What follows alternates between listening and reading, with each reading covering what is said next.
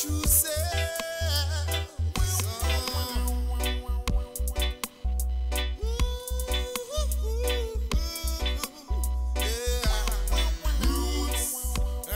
Can I live together in this disagreeable way? No, no, no, no, no, no, no. So I guess I'll have to say to you, we're on our way. Kicking off the dust from off our heels. I say he who knows is he who feels. Roots are calling from within, say roots. Oh yeah. Ooh, yeah. Reality of our true selves is what your spirit said to me. Break the spell to be now free. Whoa, roots and realize your spiritual majesty. Yeah, open up your eyes so we can now see. Whoa, roots, reality of our true self. There can be no other savior than yourself. Oh, roots.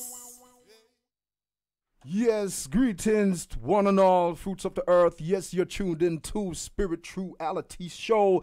Yeah, for spirit is the true reality of ourselves. And yes, you are tuned in to Siayome, aka Cosmic L, Mystic. Yes, tonight's show is going to be a continuation from what I was doing last Tuesday. That show was really about, the truth of disease and states of consciousness.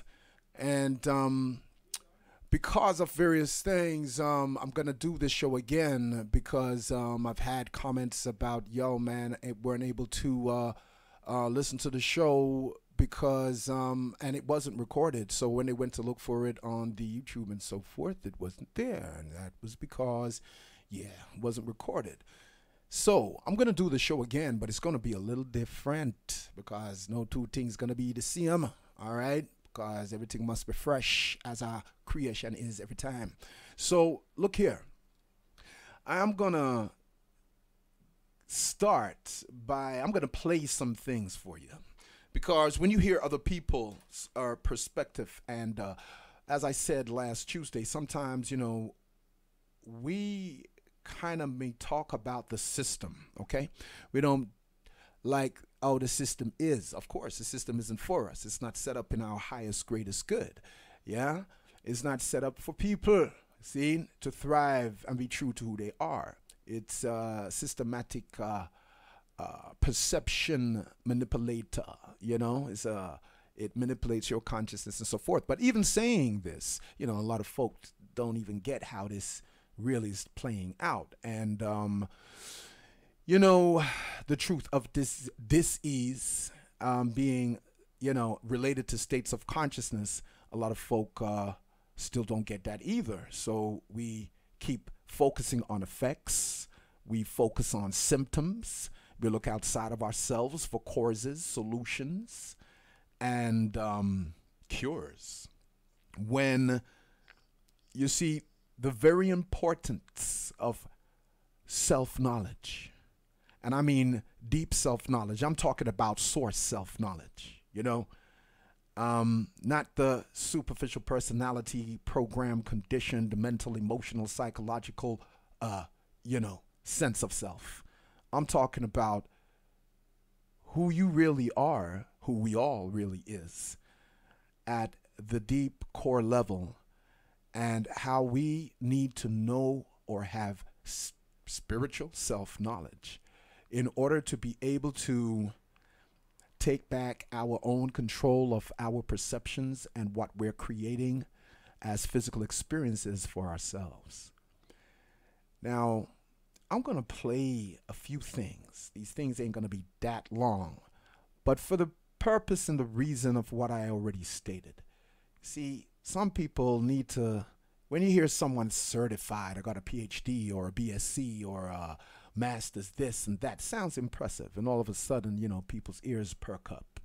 Even if what they're saying is the same thing, those who have been self-groomed, self-taught, has been saying for decades, or have heard others been talking about this, whether you've had those bootleg DVDs back in the 90s and the different ways that knowledge had to come out. It's like we talk about how the system is in a certain way, but then at the same time, we evaluate and value people only because more because they got a certification. And this idea of intelligence, this idea we look at and think, that intelligence is something that has to be certified and qualified to you from outside of you in an institution that isn't really, giving you what you would really need in order to be a master of yourself and to know and have a true, clearer perception of reality, because they want to shape that for you. Now, when I talk about the system and when I hear people talk, when they say things like, they, them, and thing, and them, they, it's like, I think we need to kind of clarify the they, because really it's a system you're dealing with. And those who have constructed this system and those who participate in its structure. So it's like, in a way, the victim and victimizer is walking hand in hand up the road, because as we may say them and they, and how the systems stay, a lot of us participate within the very same system and seek validation from its value system, and in that, when we're doing that, we miss out a whole heap of truer knowledge and deeper knowledge, and the freedom that you need to have through self-knowledge to be able to make, choices rather than having your choices dictated and manipulated for you. Now, the show last Tuesday was titled, The Truth of Disease and States of Consciousness. And I played a sister named Jewel Pookrum.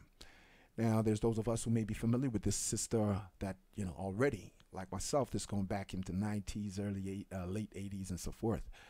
And a lot of what she says is very relevant today because, she was trained in her, she was a midwife, and therefore she was trained in medical anatomy and, body chemistry and psychology. And the way she began to connect the dots, outside, you can say, the institutional's tailoring of how you're supposed to use their so-called qualifications, revealed a lot of, shocking things. But at the same time, this sister, like others who have been on that quest of self-knowledge, to know thyself, has come out with a lot of helpful information that confirms and actually reinforces and affirms and confirms the power we have within ourselves. But we give it away because we don't know the true knowledge of ourselves. And I'm not just talking about this physical history going back of the things that has happened to make us be part of this, what we call diaspora in here today, and the continent of Africa and what took place on it. I'm talking deep into this because, as I said, I'm going to play some things, and you kind of, wrap your perspective around this, because what I'm going to play you, um, I'm going to play you Joe Pocorin, but I'm not going to play you her first right now. Yet, I'm going to be playing some stuff that leads up to it. And so I can set the groundwork or the framework here. So the thing, when I started off talking about the system, what is a system? Hmm? Firstly, what is a system? Yeah. So I'm going to give a little rendition about what what a system means. Let's go into this. Let's define it firstly. Okay, from this Oxford Dictionary. All right. Now, when you're dealing with system, there's many kind of systems, but simplifying, a system is like a set of things working together as parts of a mechanism or an interconnecting network of a complex whole. You also have a definition that, the state railway system, fluid is pushed through a system of pipes and channels. So we have also a circulatory system and a respiratory system. But let's go back to the top here about the kind of umbrella definition. A set of things working together as part of a mechanism or an interconnecting network. Yeah, a complex whole. All right. Now, you see, a system is the system when you look into thinking about how a system is set up and how that system functions and how that system operates and how it relates to all of the parts within itself. Now, here's another clarification here about system. A set of things working together as parts of a mechanism or interconnecting whole, a network, a set of principles or procedures according to which something is done, an organized scheme or method. An organized scheme or method, a prevailing political or social order. Hear this, a prevailing political or social order, especially when regarding as oppressive and intrinsic, right? Set of staves in a musical score joined by a brass. So system is about the interconnectedness of various different parts, a set of that are working together, yeah? And it has an interconnecting network, all right, in how it operates. Now, we have systems that are natural systems, like your circulatory system, your nervous system, okay? The ecosystem, okay? Solar system, yeah? These are natural orders. But when we look and see that a system can be a set of things working together as parts of a mechanism or an interconnecting network, right? A complex whole. Well, you got a government system, political system, economic system, okay? Now, the thing with systems is that systems and the interconnecting parts are to work together as a whole, like your, all the organs in your body and how your nervous system operates. There's a harmonious way a system's supposed to operate that benefits all involved, okay? All, okay? But we have a system that is an unnatural system. It works against natural systems. It works against things that naturally work together as parts of a mechanism or an interconnecting network, okay? Just like your nervous system, all of this works harmoniously together, all right? That's what the natural operation of it is for the whole well-being of the whole organism, okay? And the well-being of all that is involved, okay? But when you're dealing with a system that is unnatural to the natural systems, therefore the mechanisms and parts, you see, are not going to be working for one's highest interest, you see, for one's highest good. Okay. And because of that, you have cause and effect associated with this phenomenon. And I want to play something to you. And this is what I'm going to play. This is from a person named what? His name is Bertrand Russell. And he was kind of back in the 1950s, 1930s. He was seen as the high priest of the Freemasons, or high priest of the Illuminati and so forth. Now, this is an organization, and some people get freaked out by certain words, Illuminati, which comes from the word illumination, and illumination is what we all need. Illumination is what you all should be, for. But the Illuminati is just a title for a bunch of people who have been basically structuring a system, operating this system I'm talking about here now, that does not work in the harmony and best interest for one and all. And because they know what they're doing, and the majority and the mass of people do not, then they consider themselves illuminated while everybody else is in the dark. So putting that in this context, what the word Illuminati refers to in that context with those who call themselves that, you should better more easily kind of see that the word itself isn't something to get freaked out about. Okay? So I'm going to play you this thing. Some dude's reading from this guy's book. And let me, let it speak for itself.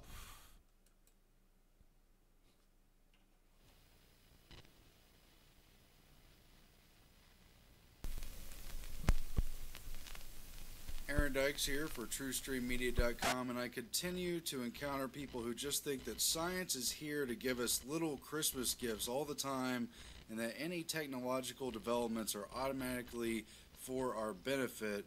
Well, I'm here to warn you otherwise, because those in power are always seeking greater power, and many of their developments have been deliberately crafted to centralize that power and take it away from individuals. And there's a lot of information that goes into that, but someone like the Rockefeller Foundation is a good example of how they fund scientific research to pursue their own individual aims.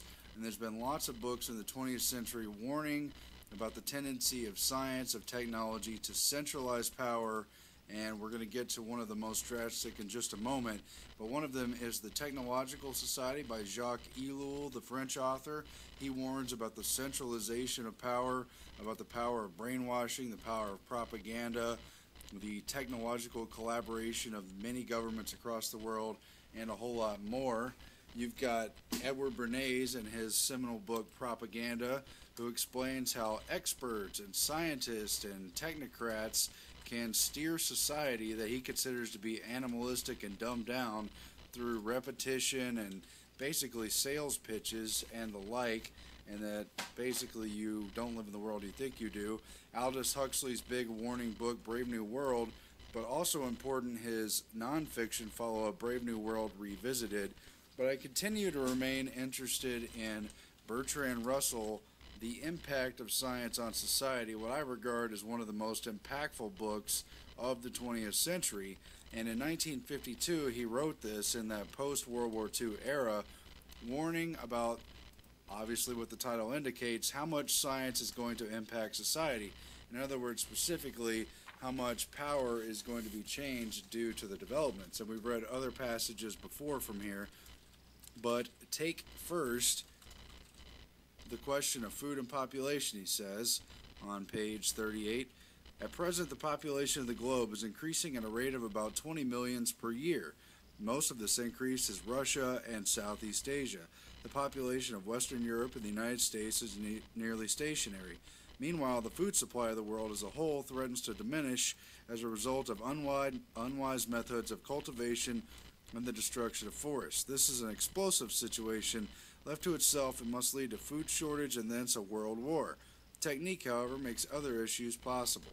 Vital statistics in the West are dominated by medicine and birth control. The one diminishes the deaths, the other the births. The result is the average age in the West increases. There's a small percentage of young people and a large percentage of old people. Some consider that this must have unfortunate results, but speaking as an old person, I'm not so sure. The danger of a shortage of world food may be averted for a time by improvements in the technique of agriculture, but if population continues to increase at the present rate, such improvements cannot long suffice. There will be then two groups, one poor with increasing population, the other rich with the stationary population. Such a situation can hardly fail to lead to world war. If there's not to be an endless succession of wars, population will have to become stationary throughout the world. This will probably have to be done in many countries as a result of governmental measures. So you see right away where they're concerned with population, they're concerned with food production. He regurgitates a lot of the Malthusian claims from Sir Thomas Malthus, one of the forefathers of eugenics, and directly of eugenics claims, and a lot of the specific pursuits of the Rockefeller Foundation in the 20th century. He goes on to say this will require an extension of scientific technique into very intimate matters. In other words, science is going to be used to intrude into your very bedroom, into your very body, into your very life. There are, however, two other possibilities. War may become so destructive that at any rate for a time there's no danger of overpopulation, or the scientific nations may be defeated as anarchy may destroy scientific technique. Biology is likely to affect human life through the study of heredity, and without science, men have changed domestic animals and plants enormously in advantageous ways. It may be assumed that they will change them much more and much more quickly by bringing the science of genetics to bear.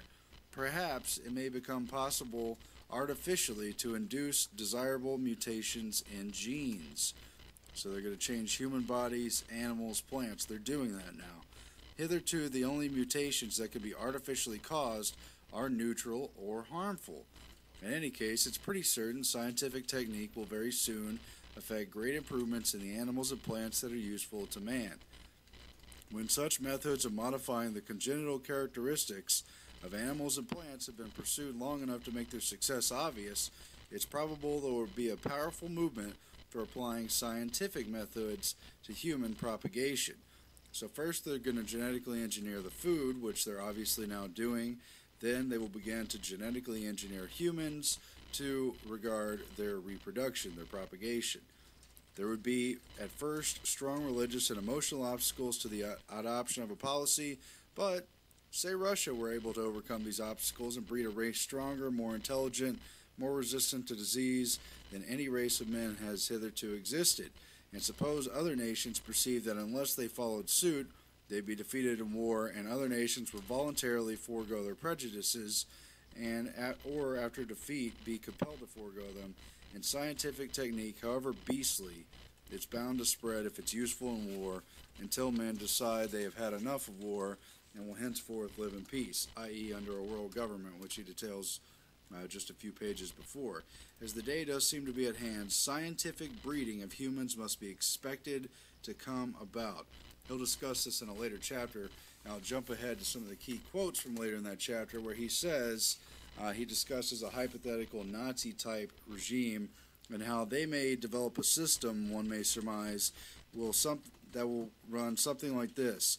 Except possibly in the governing aristocracy, all but 5% of the males and 30% of the females will be sterilized, which they've already done to people and they've established laws to do so. The 30% of females will be expected or compelled to spend the years from 18 to 40 in reproduction in order to secure adequate cannon fodder. As a rule, artificial insemination will be preferred to natural methods. The unsterilized, if they desire the pleasure of love, will usually have to seek them with the sterilized partners. And in other quotes, he also adds that sires will be chosen for various qualities, some for muscle, others for brains. All will have to be healthy, and unless they're to be the fathers of oligarchs, they will have to be of submissive and docile disposition. Children will be taken from their mothers and reared by professional nurses. And Bertrand Russell also wrote, gradually by selective breeding, the congenital differences between ruler and ruled will increase until they become almost different species.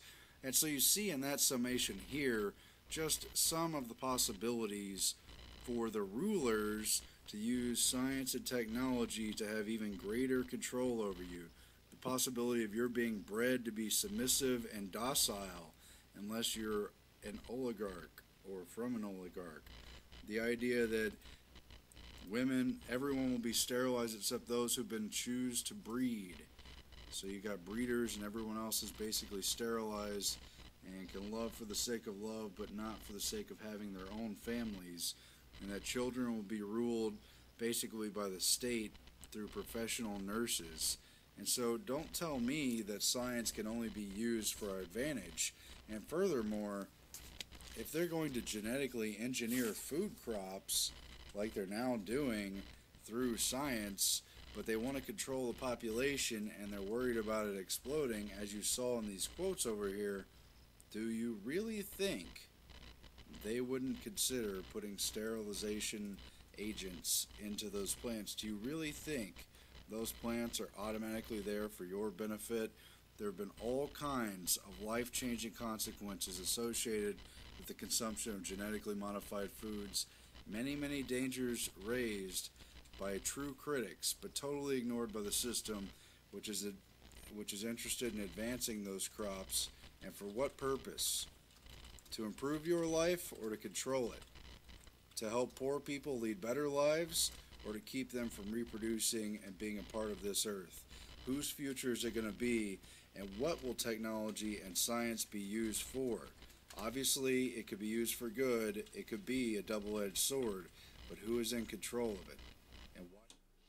Okay, you hear that? Who is in control of it? All right.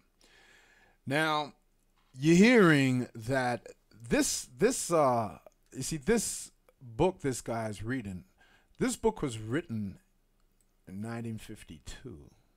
Okay, 52. So we're not talking about someone's just written a book, recently observed things have become and writing their, views on it. You're talking about something that has been pre-planned and premeditated. Okay. So you hear there the food. First the food and then the people. Okay. So you GMO, genetically modify the food, because when you're going to be eating food that don't have any light codes in it because it's genetically modified, then you're going to affect the chemical reaction that's taking place when you consume that food in your body, because there's a communication communication interface between the food you eat, okay, and the chemical correspondence or the chemical reactions that take place in your body, okay? Now, the chemical reactions are also chemical messengers, okay? And these affect your feelings, these affect your thoughts. But this is natural food. Everything in nature has a chemical correspondence that's already within inside of you. Your brain is the chemical laboratory, okay? Your body is a chemical lab, right? And as I said last strong on Tuesday, your personality, your body, your personality construct is a threefold construct. It's the mental, emotional, and physical, okay? It's an instrument. It's a programmable vessel, okay? Programmable, all right? And I said before that the soul, the life consciousness, the divine essence within you, the life animative principle, yes, that is to be the programmer of your equipment, your instrument, your mind, emotions, and body, okay? But when that's being hijacked, now this takes on a different connotation to what you would have originally intended for yourself.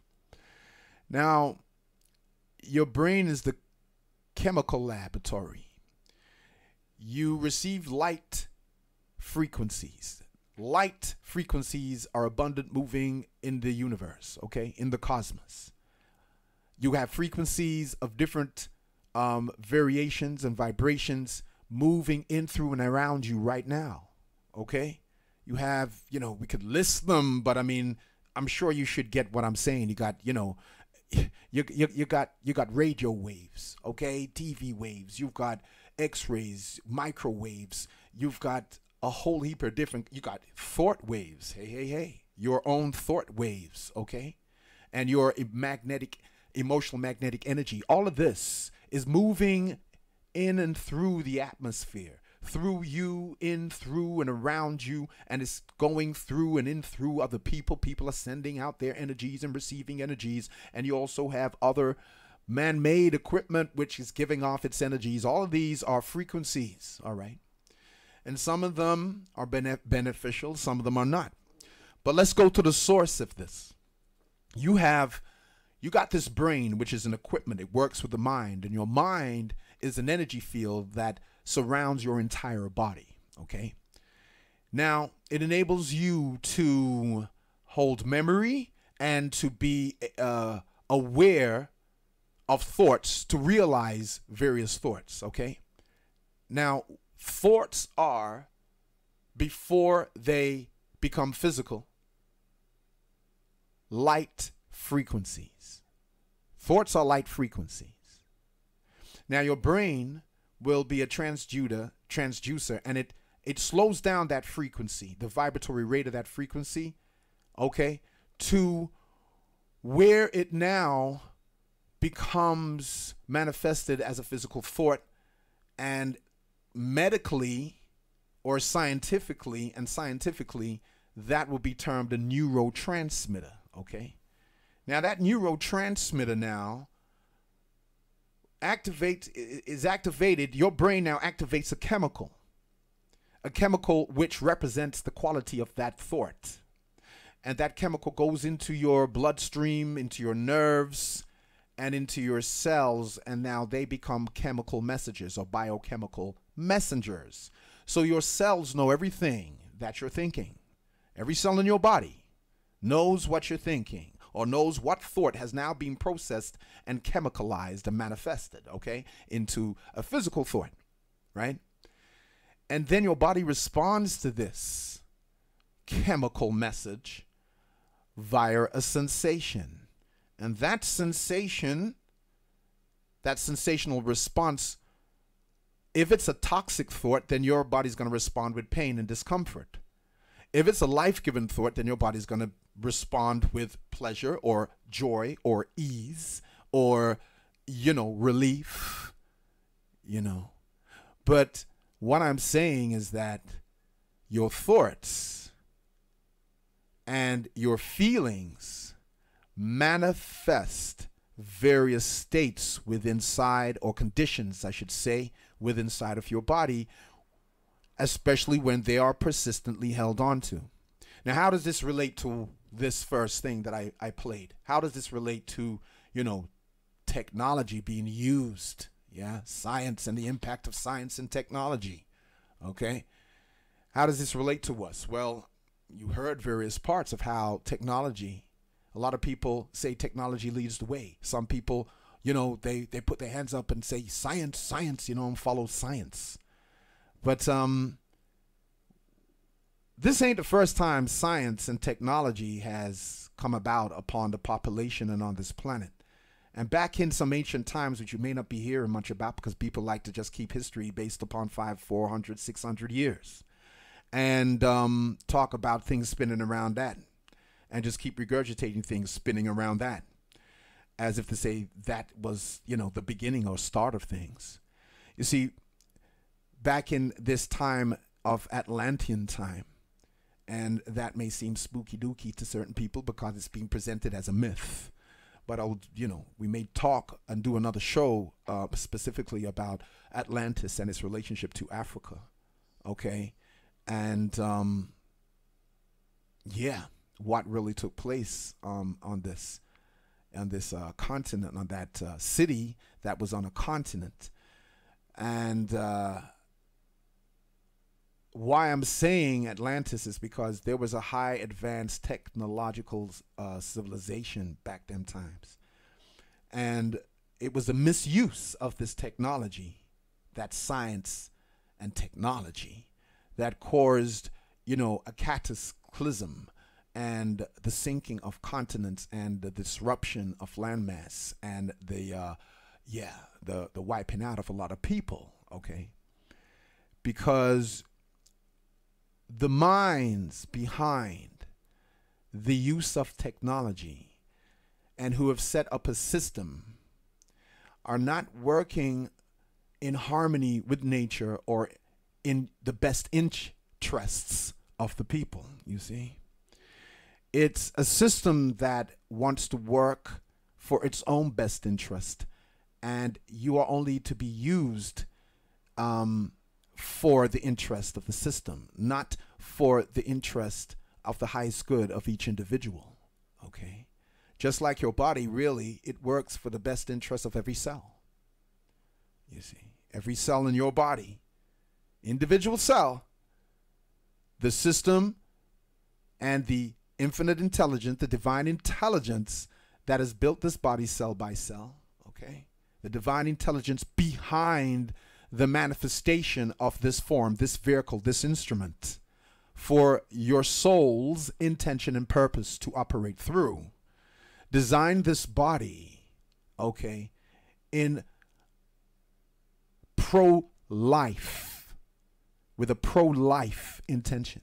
It's the reason why your body heals itself. This is the reason why you have an immune system. This is the reason why your body is naturally geared for life, health. Your body is to endure. Your body is not actually supposed to, you know, degenerate, okay? Not by the natural intention of the divine intelligence behind the building of this body, okay? Cell by cell, okay? And this body is not manufactured. It's not man-made. But hence you see they want to use technology to manipulate the body and to create, how can you say, you know, manufactured limbs, manufactured organs, artificial intelligence, all of that, you know? And so this has been a story that has happened before, okay? And this book this dude was reading out of was in 1952, okay? So you're seeing like there's a plan and how the plan's being played out because we're in 2015 and you can say, dag, man, that book could have been written last week, all right? Yeah, because of a lot of things you're beginning to be aware of, okay? And you can see that a lot of things in that book is correlating to what's already been going on and what's going on now. All right. All right. I'm going to play something else now. Okay. Because how I'm tying this all in is that your perception, how technology and science is being used is also mainly to manipulate and mold your perception of yourself, the perception you have of the world, the things you believe is, hey, natural, okay, is actually very unnatural to the true natural state of who you are. Now, there is a very, very, very, very urgent and strong need for some profound healing here. Yeah, within ourselves, because the relationship between dis-ease and states of consciousness. I'm playing this first video here, the little bit I played, just to kind of set a certain framework here on how all of this ties in, okay, to the way people operate, okay, and how people function. And I'm going to break down a word, fashion, here, because a lot of things have come into fashion, okay? And because it's in fashion is why a lot of people follow fashion. You know, you follow fashion. What is fashion?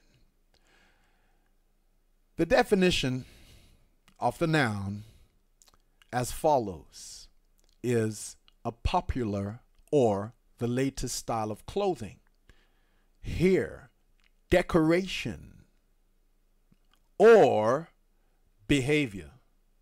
Usually we relate fashion to styles of clothing, hair, okay? But behavior as a fashion, you know, people are just going to follow a certain, adapt to certain behavior because it's in fashion. So check out fashion, right? Fashion is also, it's not about just a style of clothing or hair or decoration. It's also a behavior. You know, it's synonymous with vogue, a trend, a craze, a rage, you know, mania, a mode, a fad, fancy, passing fancy, you know. It's also associated with the manner of doing something, okay? The work is done in a rather casual manner, for example. The manner, the way, the style, method, mode, okay, make into a particular form, okay? And this word is also synonymous with construct, build, manufacture, make, create, fabricate, contrive, etc. All right? So fashion can be also a behavior. And a behavior can be induced. A behavior can be induced in people like a program through a repetitive action. Now, when we look at technology and science, we got phones. You can just Google something. But what's happening with technology and science is that it's also manipulating your behavior. It's creating patterns of behavior that are becoming fashionable. Okay? Fashionable. Now, your behavior stems from your perceptions. Your perception of yourself. And all of this is connected to your health and your well-being here, you see. As you see, that technology and science isn't necessarily always being used for your best interest. It is messing up people's minds. It's messing up how people behave, okay? How people are being influenced. And people don't see that this is orchestrated and molded. It's being set up from a long time. And it's being in play, and it's in play right now, okay? Now, I'm not going to say science and technology is all bad. But the way we need to understand ourselves is that we are a system. We are in a solar system, okay? Our body is built in a systematic way. You have a nervous system, a respiratory system, circulatory system, and these systems are necessary. They have to function in harmony for the highest good and in the best interest of the organism, right? And this natural system works and operates in a way that is harmonious for all life, okay? To thrive, to heal, to become the fullness and express the fullness of itself, to grow into the fullness of itself. So if you have a system that actually works against that natural trend, that natural intention of the divine intelligence within you, then you're being hijacked, okay? You're being hijacked.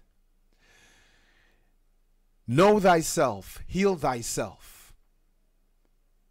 You need to know how a system operates in order for you to be able to understand how it works and how you can work within that system and have that system benefit you. But if you don't understand how the system operates, then the system is operating you. You're not the one making the decisions. The decisions are being made for you, and it impacts the way you perceive yourself. It impacts the way you think and feel. It impacts the kind of biochemicals that's being transmitted into your bloodstream. It's impacting the condition of your health and well-being. You understand? Do you overstand? Now, I'm going to play you something else. I'm going to play you something else, and it's going to be the sister again. And it's now going to go into a bit of what I played last Tuesday. Now, I hope you're following this, okay? Because you're going to see how this all correlates. Remember, there's a system, there's a natural system and an artificial system, okay? Because you need to be aware of who you are. You need to understand how your system operates. Because those who understand how your system operates and those who create programs and part of the mechanisms that make up this system, this social system, this governmental system, you have to understand this system is not designed, I'm sure you know this, is not designed for us. It's not designed in harmony with natural living systems, which we are one of them, okay? In fact, we contain it all within ourselves. Now, when you don't understand how someone's programming you, and how do you get programmed? You get programmed by someone observing your behavior, your habits. And you got people on their phones every day, and we're head down in the phone, walking, head down in the phone.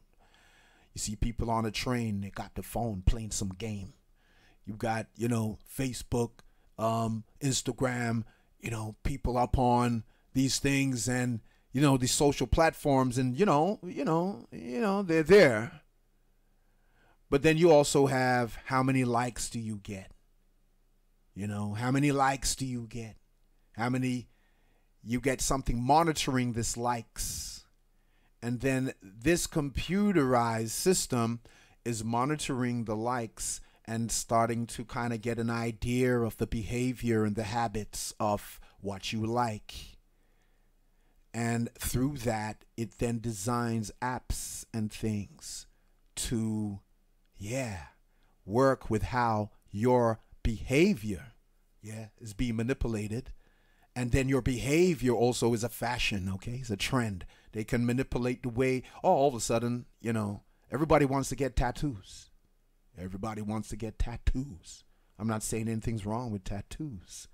But when things are not done within a correct or harmonious context, and it just becomes haphazardary, then it's like, are you really doing this? Are you really making the choices, what you're doing to yourself? Or are you actually caught up in a fashion, a behavior that has been programmed through habitual,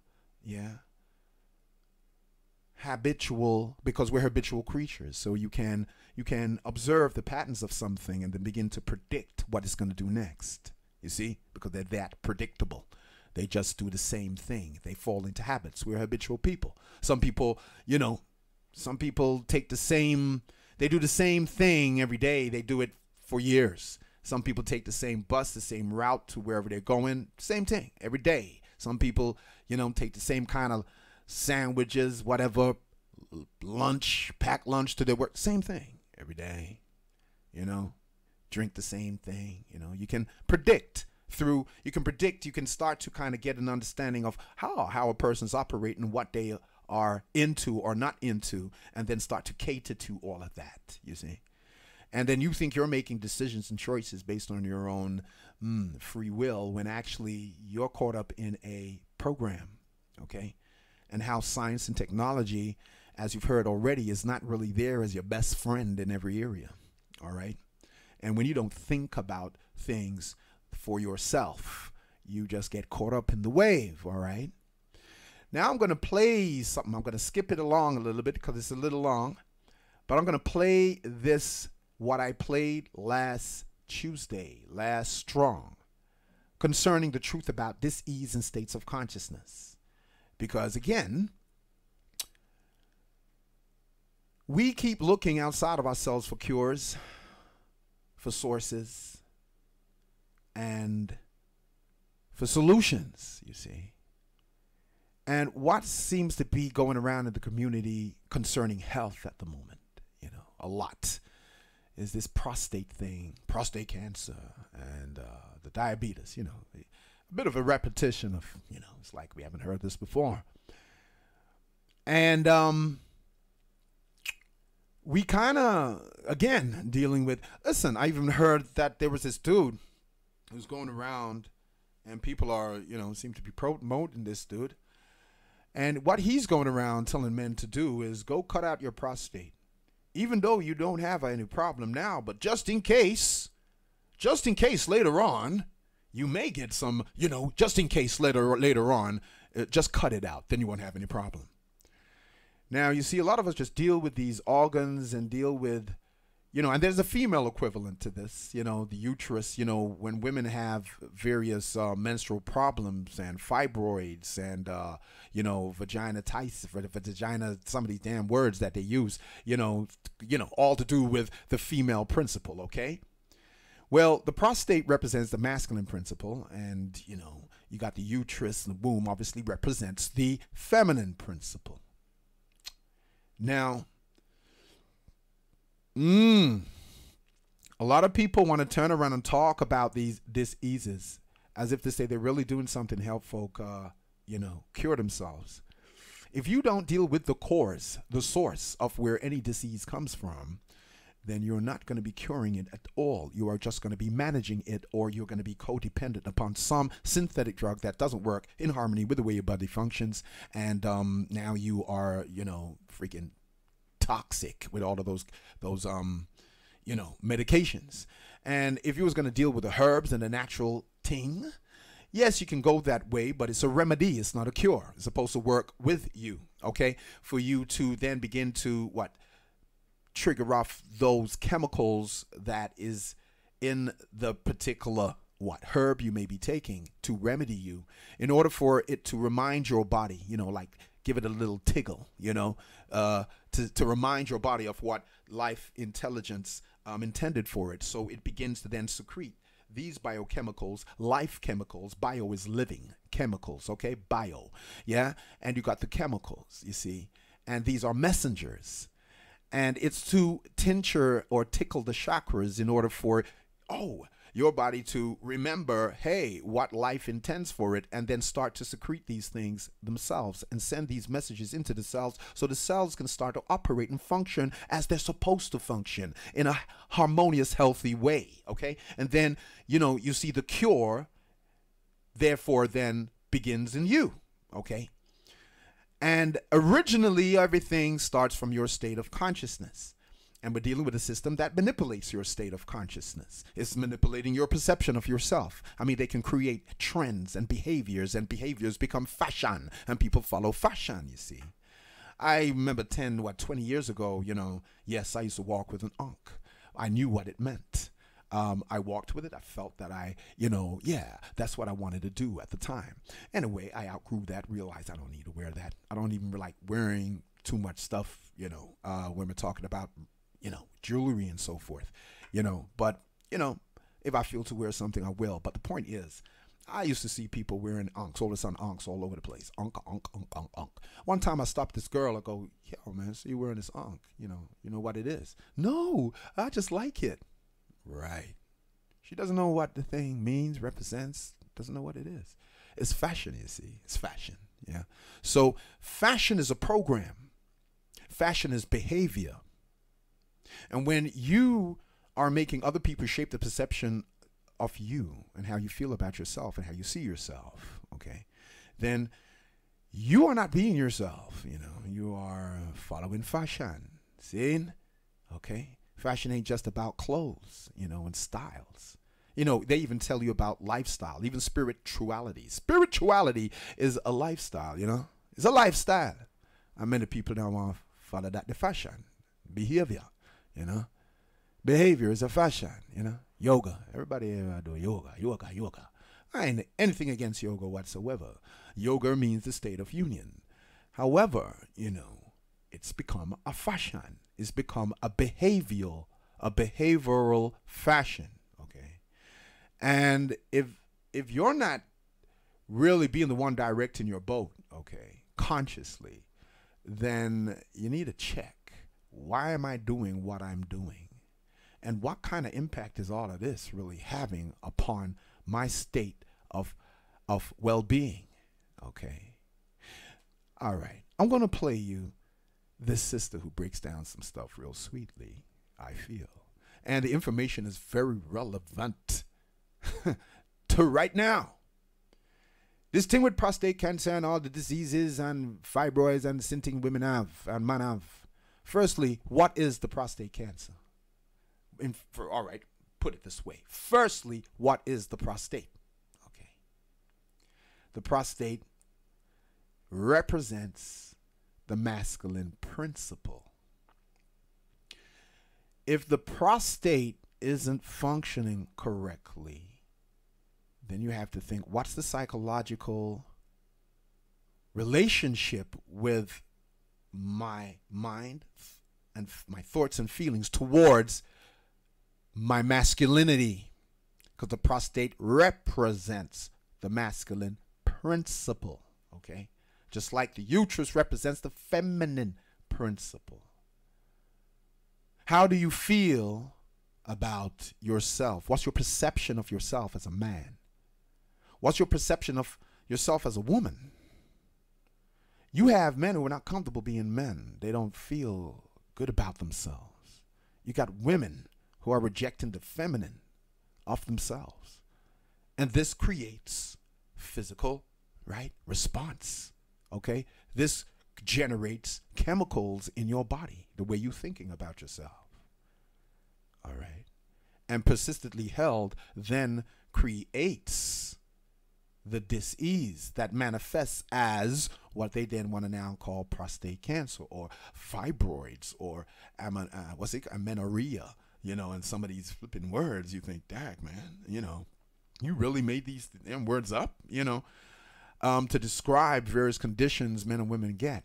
But they never tell you the cause. And that's the reason why they never tell you they can cure you. It's always about, well, we can manage it. Well, here's a remedy, but a remedy ain't a cure. A remedy is a bit like a reminder, as I said, that you can take some herbs and the chemical in that herbs corresponding with the chemical that you already, as a chemical laboratory, as I said, your brain is that, already generates or can generate with the right thought. And when you eat a corresponding herb or consume something that is a corresponding chemical, okay, you got the neurotransmitter of that chemical in that plant, herb, roots or bush or whatnot. Yeah, you already have it within you. And then, as I said, when you eat something, it's a communication. It's a communication transference here, okay? And It therefore, you have a chemical reaction taking place in your body, and as I said, it acts as a reminder, a remedy, a reminder, yeah, to tickle the chakras, to remind the body what divine intelligence intended for it. And then, you see, then you start to supposed to generate those frequencies, get the right message in the cells, and then you are supposed to change your mindset, and those feelings you've been having, okay, that brought on the condition, in order to induce the cure, okay. But this is not what you're told in science and medicine and the medical, okay, because you're not supposed to know too much about who you are. Because if you don't know too much about who you are, you don't know how to correct the shit that starts to come up when you're being manipulated, okay, through the way food, you got GMO food and you got GMO thoughts now, okay, the way people are thinking and don't see how their thoughts and their feelings, their mindset has a direct correlation to their state of health and well-being. You just want to ignore all of that and think, and then be all spooked out, when stuff happens, when the hits the fan, you know what I mean? But anyway, let me listen. Go play you this sister. Let me play you this sister. Then I'm gonna come back in and tie everything together. Okay? All right.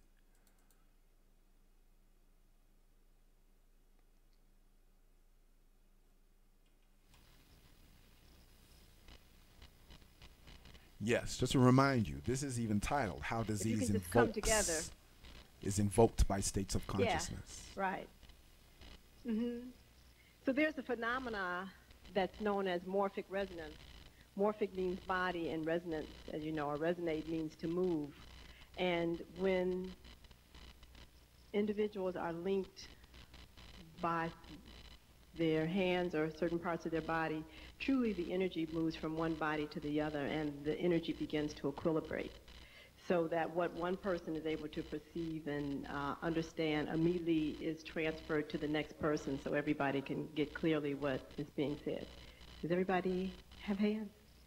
Great. So I just want you to kind of just focus on making sure that you can feel the energy or the link connection to the person next to you. And just relax and know that this information really is very old and ancient to you, but we're going to be waking up some genetic memory and giving you some information about a wonderful new perspective as to how you can look at your imbalances or illnesses if you have any. And for those of you that have family members that are perceiving themselves as being ill, that you can really get a clear understanding as to really what's happening to them. So how does everybody feel? Does everybody feel connected? Okay, great. Okay. So why don't we sit down? So for those of you who feel it comfortable to write, fine, but I prefer, how you doing? I prefer that you just kind of relax. The flyer that was passed around the city has a lot of information that could be discussed on these very diseases, prostate disease and uterine fibroids and cancer, and there was just a whole list of stuff. One of the things that I knew about New York City many, many years ago, there used to be a man that, he's still here as I understand, a reverend, that used to broadcast in Omaha, Nebraska when I was in medical school. From here to Omaha, and I used to listen to him when I had the time. His name was Reverend Ike. I'm sure some of you might have heard of him. So in regards to what your personal opinion might be, he used to say something very interesting, that he used to always say that he never allowed the subject of his discussion to interfere with what he had to say. And so that's the takeoff that we're going to talk about today, because I want you to understand that all the things that are on the flyer definitely have a common cause and have a common solution. So whether it's in males or females, or whether we're looking at illnesses of children, one of the things that I've discovered is that the lack of understanding of what really composes a human being is part of the problem as to why we don't understand what these disfigurements, these imbalances are in the body. I clearly understand that every experience that we have is an opportunity for us to grow and to learn more about ourselves, and truly is an initiation into our God self. Now, please pay close attention to what I'm saying, because when you look in the dictionary, if you look at what the definition of a God is, it is actually a title that is bestowed upon a human being. It is not the proper title to give to that creates all things known and unknown to us. That's a totally different entity. And as a matter of fact, God essence or Godship is part of your destiny and part of your birthright. In the world of physics, there's been tremendous amount of information that's been expressed mathematically to talk about the unlimitedness relative to the energies present in this dimension that we can absorb to transmute, to transcend, to become all kinds of things. But this energy, this light, literally, can only be assessed with proper consciousness or thought. There's something that we are very concerned about in making sure that in our community that men, and especially the women, begin to understand that there are laws that govern this dimension. And irregardless of whether we are aware of them or not, we still are accountable and will always experience their effects. So when we are living in our own world and we do not understand these greater laws that sustain everything, we really usually are living in opposition to them, and it is the stress, the resistance, and the out of alignment with these laws that govern everything that are responsible for a lot of the discomfort, a lot of the perceptions of inadequacy, etc., that we have. There's nothing that comes to this dimension that does not already have a space in time created for it and has not been endowed with a divine gift and talent that, based upon its mentality, can allow it to be the most wealthiest person in this dimension or the poorest. So when we begin to interview people in my office where they really do not understand that they're here for a specific reason with specific gifts and talents that are innate and natural, that flow through them, and that there are people waiting to give them whatever they might want for these talents. There are people waiting to supply them with the resources necessary to provide the talent, etc. And they really begin to feel that they're just out here on their own, that they have to compete. Just a litany of very debilitating, how can I say, non-esteeming concepts. Immediately disease begins to enter into the vehicle of that individual. Now, let's get a clear understanding of what it is to be human. Most of us are still walking around thinking that having a physical body is what composes being a human being. That is a component of being a human. But the greatest attributes and the seed immortality for being a human comes from the mental and emotional and soul bodies. Now, people walk around talking about spirituality, etc., but when we talk about this from an energetic level, and when we look at what the spirit is, it is actually a force that an individual creates for themselves based upon a particular type of lifestyle that involves interaction between the mental and emotional body. When we begin to sit and listen to people who come to us with diseases in their physical body, the first thing we begin to note is that these individuals have no rapport at all with their emotional body. They don't know what they feel. They don't allow themselves to feel. Or what they do feel, they recognize that they force their body to do something totally contradictory to that. When we are listening to their values and their belief systems, when we ask, why do you have this value? Why do you have this belief system? It isn't anything that they necessarily are truly rooted in wanting to believe for themselves on many instances. It is because of either inherited values and belief systems or assumed values and belief systems because of the numbers of people who are saying and doing the same thing, that they just accept this as a norm. However, the bottom line is that when they recognize that what they espouse and what they believe on a mental level is totally in conflict to what they're doing on a emotional level, and then they force their body to do something totally different from the mental and emotional body, it is real. Now, how is it real? And this is finally what's coming to the forefront. There is a science known as psychoneuroimmunology, and this is something that I'm very fascinated with and have decided to dedicate the rest of my life to, because very few of us are recognizing that the etheric aspects of ourselves, our emotions, our thoughts, become physical when the brain processes them. The mind and the brain are total separate entities. The emotional body and the brain are a total separate entity. It is a factory, the brain, that is responsible for taking high vibratory frequencies, which are thoughts and feelings, and translate them, actually transform them, I should say, into a chemical reality. That chemical reality is then released from the brain into the bloodstream, into the fluid that encompasses the spinal cord, the cerebrospinal fluid, so that every cell in your body knows what you are thinking. Every cell in your body chemically knows what to do then to create the corresponding feeling based upon the communication between the mental and emotional body. Now, I will say this once more because it is extremely important that you understand this.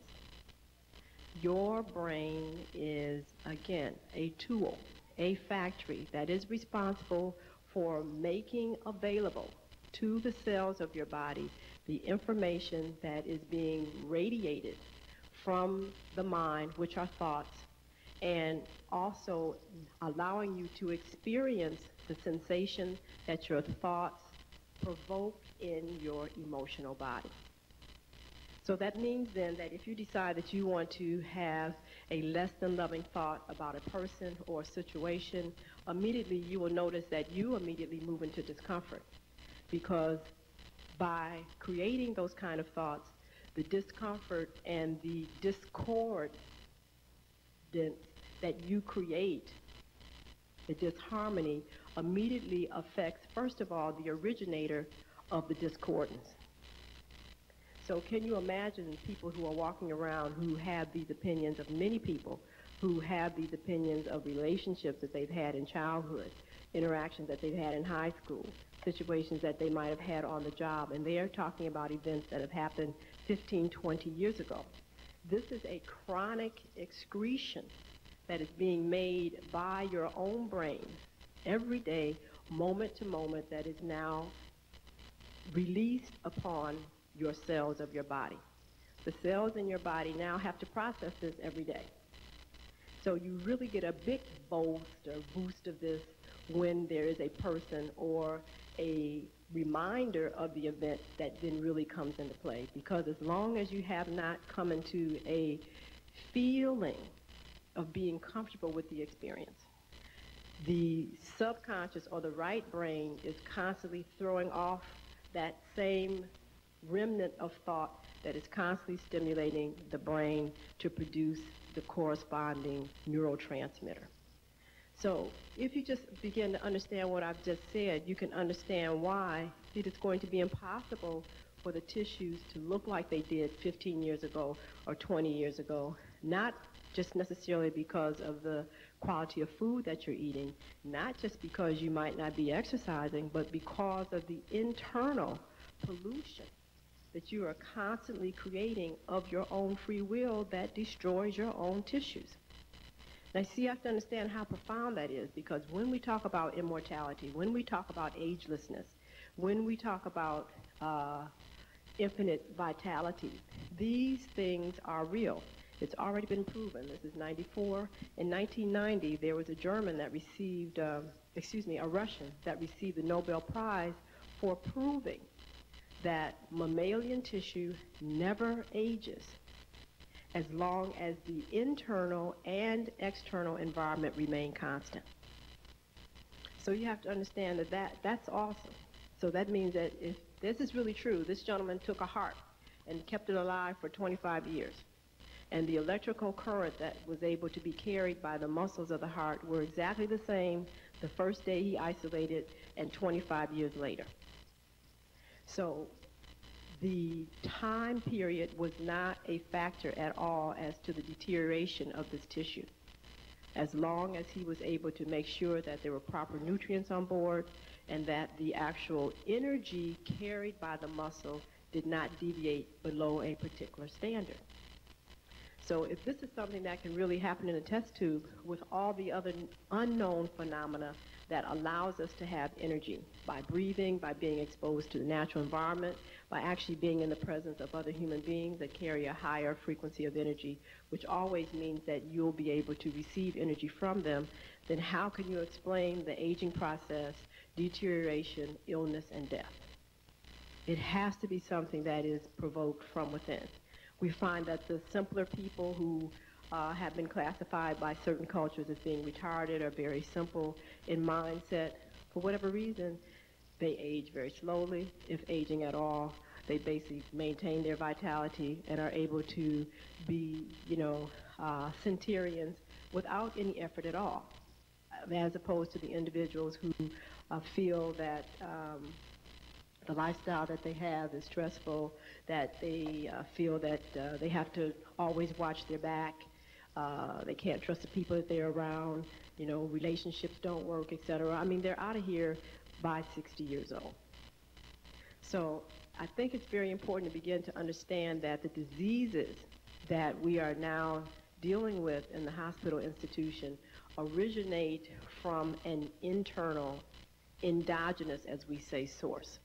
And one of my biggest concerns is the consistent resistance that the present hospital system exhibits in wanting to look at the lifestyle and the values and the perceptions of individuals that come in complaining of disease. We have been able to identify many diseases that are truly invoked by states of consciousness: asthma, heart disease, narcolepsy, cancer as one of the main ones, arthritis. I mean, and the list goes on and on and on and on, that we can identify a definite personality type that has particular belief systems, that have particular feelings that they actually emote or create, that now exhibit in the tissues and create these particular defects. There's a book that I acquired about 2 months ago that was a whole study that was done by Harvard University that had 2 chapters on how disease was a learned behavior pattern. It's understood that illness is learned. It is not a natural concept, and it's not a natural phenomena that human beings are supposed to experience. It is learned. The second chapter behind this chapter, entitled Illness as a Learned Behavior Pattern, was, are you teaching your children to be ill? Which was very, very interesting, because then they began to elucidate how certain behavior patterns in the parents, certain communications, and also the exposure to information such as watching TV and recognizing that supposedly if you overeat, you're supposed to have an upset stomach, and then you're supposed to take Tums, or if your nose is running, then that automatically means that you have a cold, so therefore you've got to have NyQuil or whatever else, and if your eyes seem to be stinging or whatever, then that's a problem. Now you have to have, eye drops put in it. All of these things are actually behavioral in teaching adults, and especially children, that X leads to Y. Okay, Y leads to Z. So therefore, it appears to them that this is a normal, acceptable behavior, even in the face of discomfort, that they are to accept. Now, I think that one of the things that is most phenomenal is the fact that we still do not recognize that because the capacity to be here indefinitely, physical immortality is a reality, but it also requires, just like everything else, a state of consciousness and a lifestyle. And we have to accept that. It's just like anything else. If you're not willing to basically understand the technique to generate the phenomena, you can't have it. It's just that simple. So the idea to just assume that you don't have to do anything but just sit there like a bump on a log and you're going to be here for 200 years is inappropriate. So if the goal is that you want to be here 200 years, 500 years, 800 years, fine. That is truly a capacity that the body can give you without question. But to be able to do that requires, first of all, a consciousness, and then secondly, a lifestyle that allows the body to utilize its energy in the most efficient and effective way. So when we get involved in activities that are not efficient, that are not effective, obviously this is not a person who truly has a long-term intent of being here for an indefinite amount of time. Well, what are those activities? And most of us are very much into a lifestyle that truly will not even allow us to live 70 years, let alone 300. What could they be? The eating habits. Not necessarily even the quality of the food, it's just the timing that people eat is automatically suicidal. Depending upon the structure of the individual, because there are 4 types of humans on the planet. There are 4 basic genetic structures that I want to talk about. Truly, they all have different metabolisms, different diets, different lifestyles are created for different activities and have a different relationship with the sun. So when the sun now becomes the main core energy source, the relationship with the sun and understanding when you have high time energy that you can draw upon to actually help you metabolize, help you think, help you get through a particular activity, and when you don't, is extremely important. A good example of that is truly in the melanin dominant, because melanin being an encapsulation of all of the known and unknown light spectrum truly resonates from the sun. So when we begin to utilize our bodies in a way that is antagonistic to allowing ourselves to ride with the energy that's on the planet at any particular time now becomes a problem. It is a known fact that for all organisms, because the sun is the sundial for what's happening in this dimension, that there's a time and a place for everything.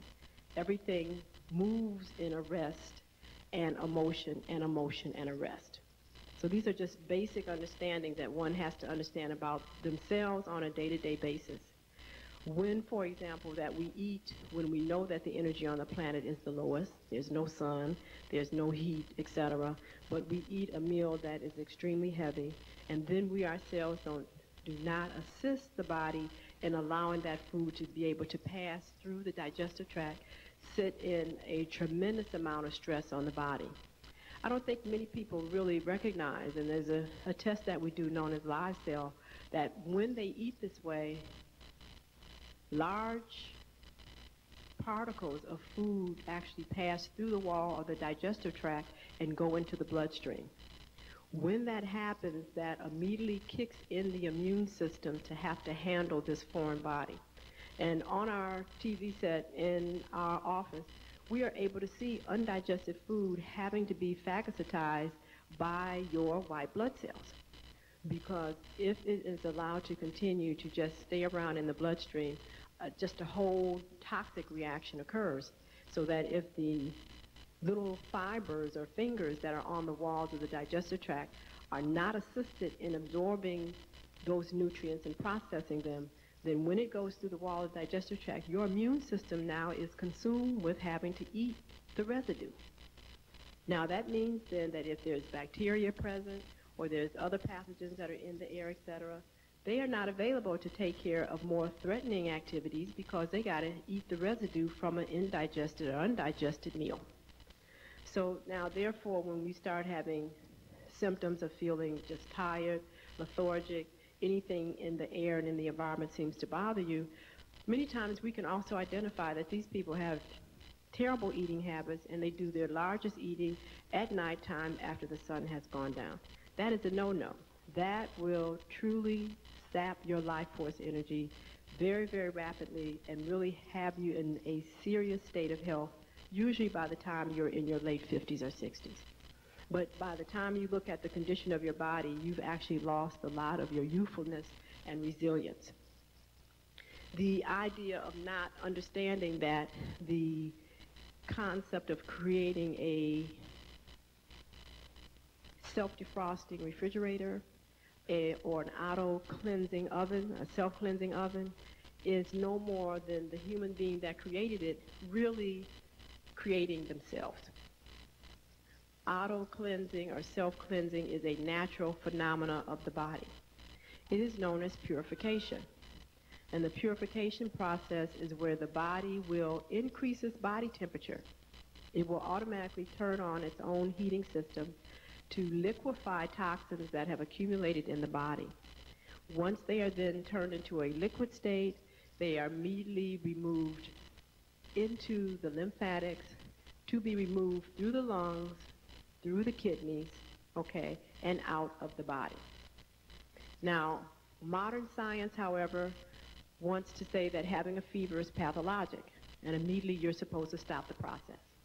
What happens then when you take the Tylenol or whatever else you want to take to actually turn off the liquefying agent, you immediately allow these solidified toxins to stay in the body longer, which eventually produce the cysts that we have, whether it's they told you there was a lipoma, they told you there was just a cyst here, that was just right. Well, that is actually stagnated waste that was not allowed to go through the purification process to be eliminated from the body. When we again, once these toxins have been liquefied, do not then allow ourselves to eliminate them properly through the breath by proper breathing, proper exercising, allowing ourselves most of all to sweat. This is a real big problem. Then they begin to re-solidify, but you have to remember they've already been moved to the lungs. This is what has happened with most people when they're diagnosed to have pneumonia.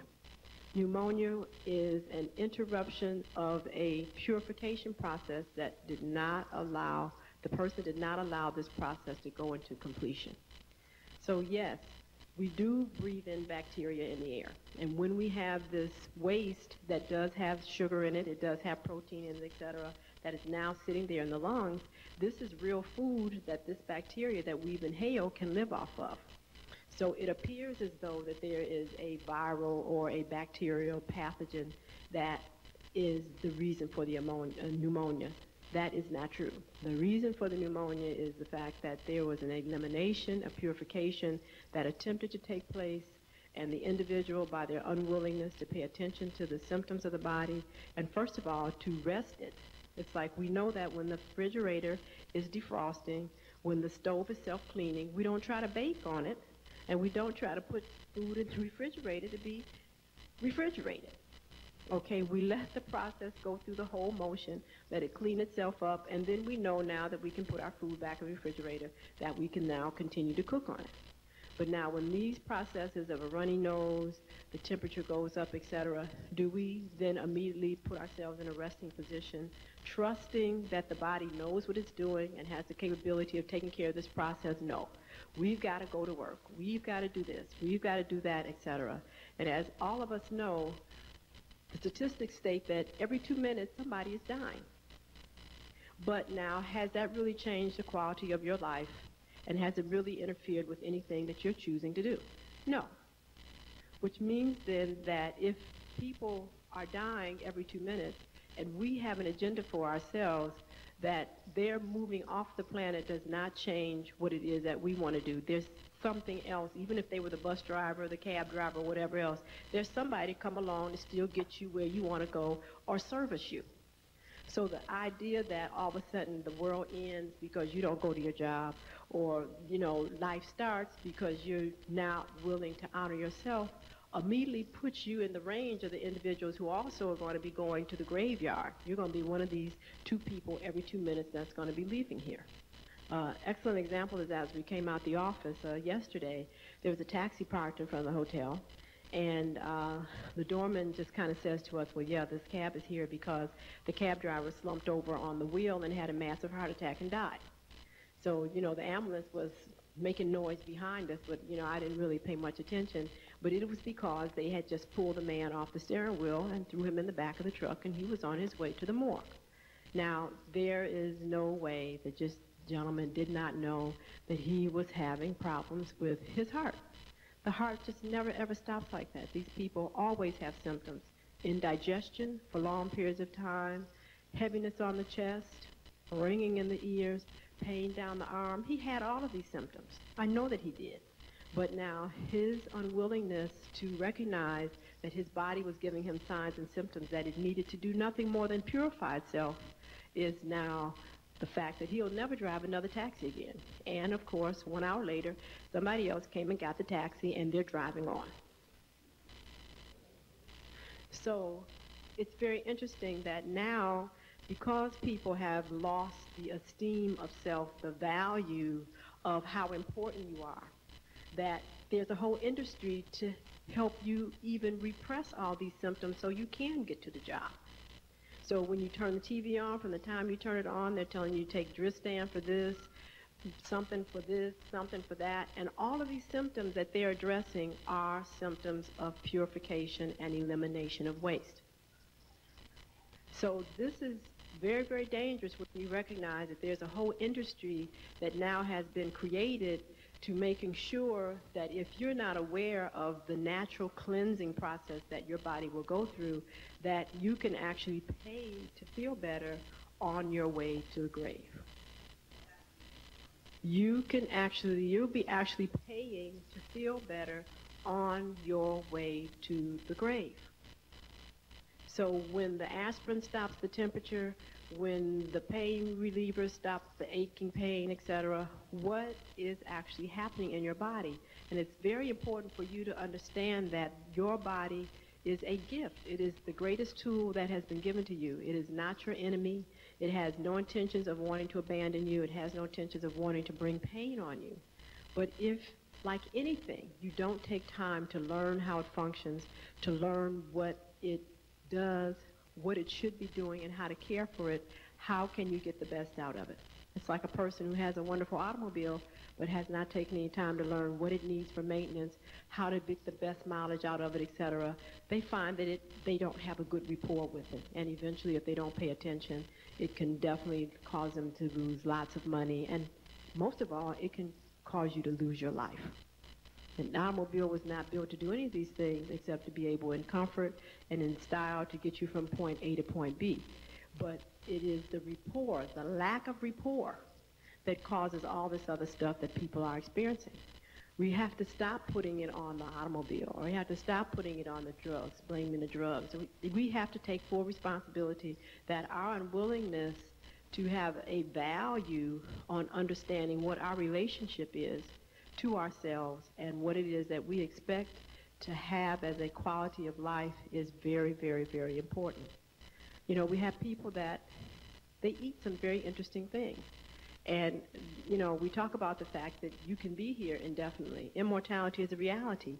But now it's just common sense. You don't have to have, you know, any extensive IQ to recognize that you cannot eat dead and denatured food and not have to finally use your own life force energy to metabolize it. The key is that at least you want to be putting things in your body that break even as far as energy goes, or actually gives you more energy than you feel that you have at the moment. And we see many individuals that will eat things that by the time they're able to gnaw this stuff down, they are totally unconscious. Totally unconscious, which has automatically told them that what little energy they did have that allowed them to be able to get this into their mouth and chew it, it sapped all of that. That's all gone. You know, and we've all been victim of this because we didn't have this information. I mean, this is one of the things that really woke me up about having to make some changes in my life that truly were not introduced to me because of my home environment. When I was doing my residency, I had my OB stint, and it was intense because I was on 36 hours, off 12. And so those 36 hours, I had to be awake and able to respond to women coming in labor, women coming in with symptoms in the emergency room, and having to deal with any problems that were on the postpartum wing. So I recognized that when I wasn't busy and I had time to get down to the hot lunch table before they closed, that when I could get my favorite piece of meat, which was beef, that the rest of my evening was over. And I would recognize on days when I got so busy that the hot lunch line was closed and all was available was just raw, fresh salads, you know, some Jell-O, whatever else, etc. And I stopped eating Jell-O a long time ago when I figured out why the cow's face was on the box. You know, I recognized that I had energy still to be able to get through the night. So, you know, I didn't feel full eating just a salad, but I recognized that I still had surplus energy that I could function.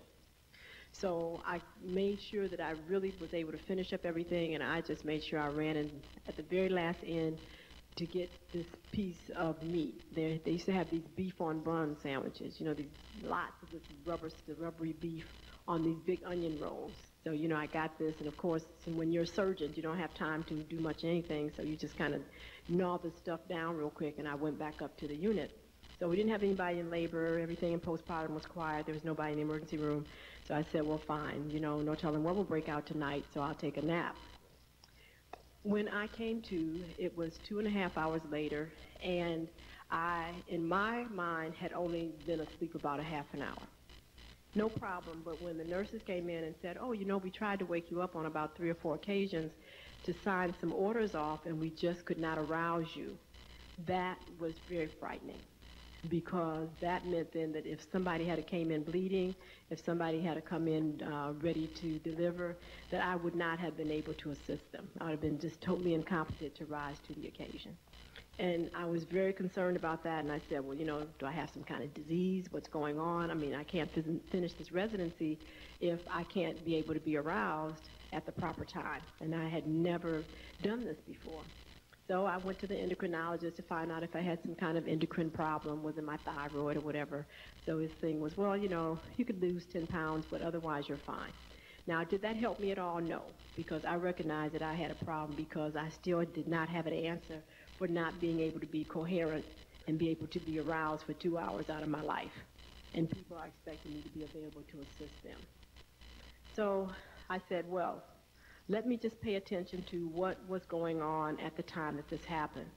And it was very clear to me that, again, this did not happen to me when...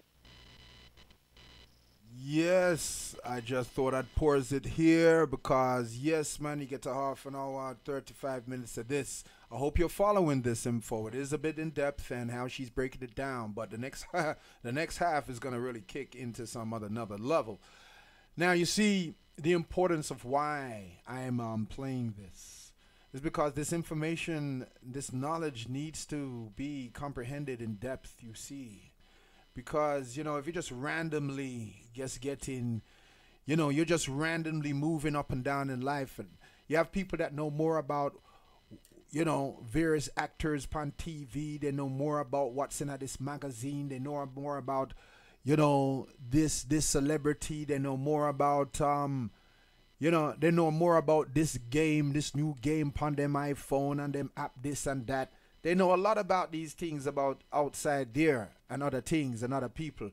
But you see, when you don't know yourself, you see, this knowledge of, hey, this magnificent equipment, yeah, this mind, mental, emotional, physical vehicle you have, how it operates, how you are actually the driver.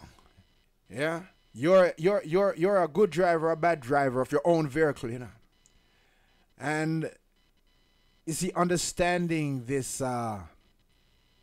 this term, you know, what she was saying, psychoneuroimmunology, which is the study of the effects of how your mind affects your health. Your state of consciousness is the, you know, your state of consciousness, man, affects your health, right?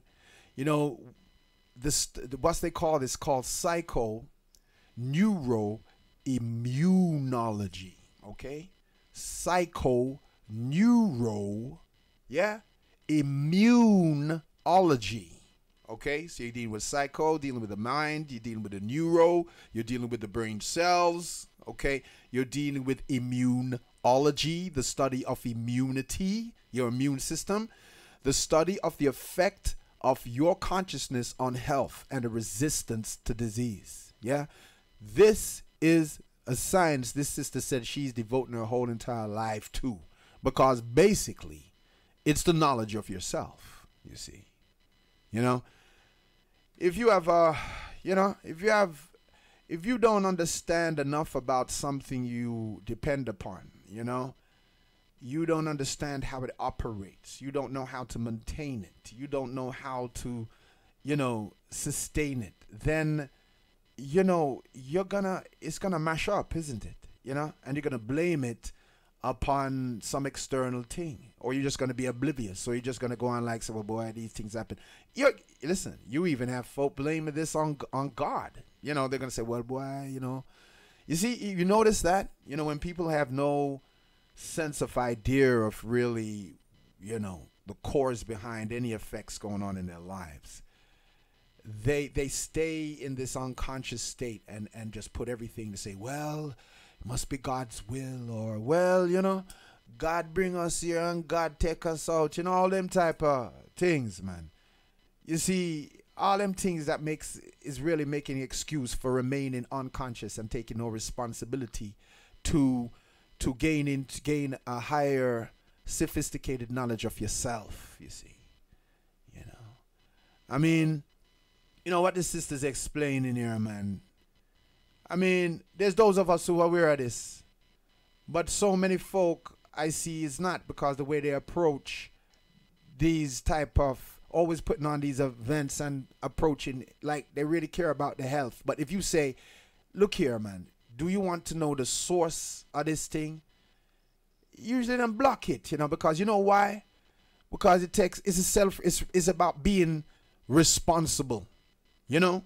It's about being responsible for yourself. You see, a lot of us don't want to be responsible. We want to blame our pain upon others. We don't want to see that the way you're even thinking that is unpleasant to you, toxic to you, about someone else. You're the first one to feel and receive them pain there. Yeah? And you got people holding on to toxic thought forms, which generates these toxic emotional states, you know, these toxic moods, see? And then you project these things upon other people, and you're affecting others in them thing there because you're remaining ignorant to who you are. And here's the joke. It's not even a joke, but yeah, this is why I'm just saying, in my stated way of saying things. You're walking around with a telephone, and if somebody says to you, yeah, psychoneuroimmunology, some big long word like that, right? Psychoneuroimmunology. You can just say, what that? Google it on your phone right there, you know. You don't need to go library, you don't need to go dig up big books and search through all the flipping things to find out the meaning of that. You can just Google in a yarn. Yeah? What that word mean? So in this day and time, to be ignorant is a choice. See? You have to realize that. In this day and time, to be ignorant of yourself is a choice. See? And more time when we chat about know thyself, because this is what this radio station is about, you know? It's Bless Radio. Know thyself. See? The full rendition of that statement that was on the Karnak walls in the temple them in Kemet, and then the Greeks took, you know, that statement, and you hear know thyself, and that's all you hear. But the full rendition of that statement that was made thousands of years ago was, man, know thyself and you will know the universe and the creative forces of life. Okay? Now, that right there, you see, is obviously in that statement is giving you a clue to who he is and what he is. Yeah. Now, I started off earlier and I mentioned about the system, you see. And a lot of us, we talk about they and them, you know. And it's quite a disempowering thing, you know, because you're always transferring this power outside of you to this and that and so forth. And nothing's really clear. It's very ambiguous. Who you mean?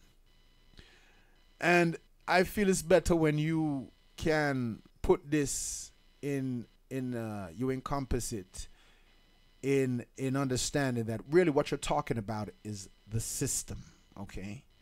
And how this system has been put together to operate in a way that is anti-life and unnatural and is not for the highest and greatest good of all concerned. You see? You see, this is the reason why people can say, boy, the system that make me do this, make people do the kill and rob and murder and be, you know, all mad up. But how does the system assist in this? You have to understand that when someone's studying, if you study someone, if you're studying the way something operates, then because you understand how that thing operates more than the thing itself understand how it operates, then you can set up things to manipulate the way that thing operates. All right? I.e., in this case, ourselves. Right? So you set up a system that is not for the best interest of all concerned.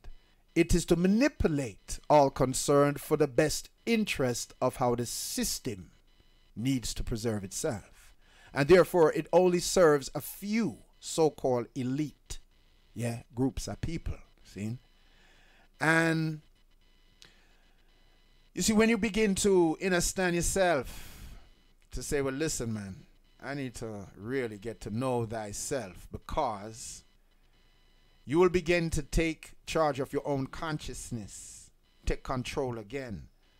Understand how you're being programmed and manipulated, and realize, but hang on a minute, I can program and manipulate my own self for my best interest and the highest good of myself and those around I. You see?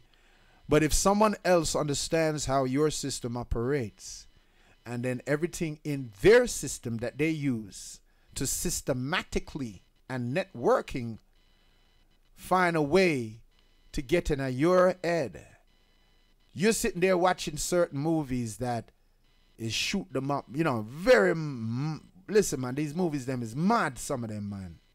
And you're sitting there and you're feeling, you know, people screaming and feeling tension while I watch this movie. You're feeling tense.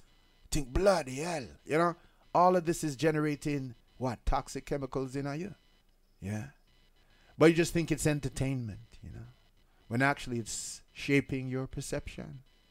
It's actually, it's actually feeding you with ideas that you begin to think with as well, and then generate certain feelings too, you know. Because you're just thinking a thought is just a thought, and a feel is just a feeling, and nothing else. When actually what it's doing to your system, what it's doing to this magnificent vehicle you have, which is a divine construction, because it's not man-made, you know. It's not man-made. You see, everything in technology is trying to mimic you. You're the technology. Everything in technology that you're seeing outside of yourself is mimicking you. Understand? It's mimicking us. We are the true spiritual technology. But you're getting extensions called technology that is actually trying to mimic you and make you now dependent upon these things that's mimicking you. When you are the original. You're the original. You're the cosmic original. I'm the cosmic original. You see? Now what this sister is talking about, you know, I'm going to make you hear some more of this because it's important. So this show is going to go on for a little bit longer. You understand? And you know, this is why I started off talking about the system and played this part where this guy was reading an excerpt from this guy's book who was a high priest in the Illuminati. And I'm telling you, this book was written in 1952. And this same author wrote similar things along the similar lines, you know, earlier, like 1939, you know.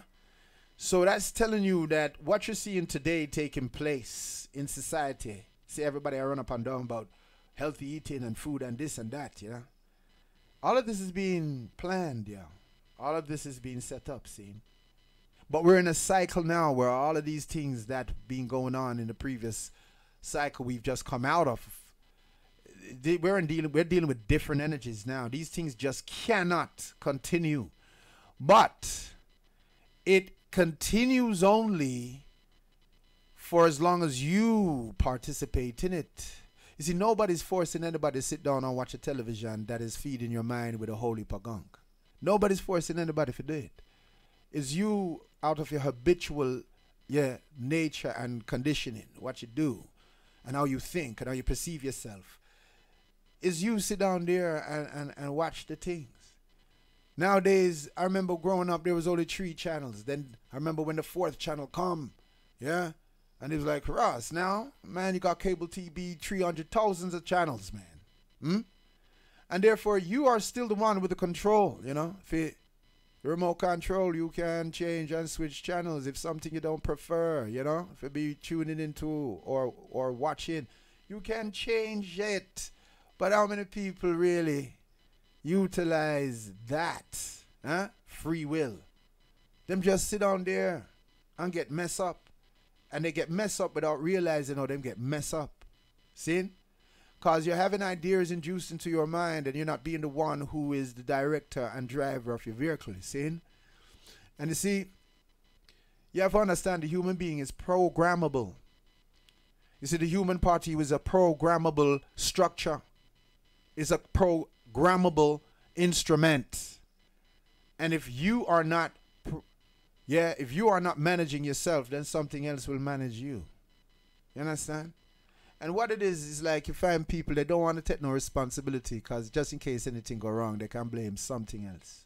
Someone else or something else. You understand?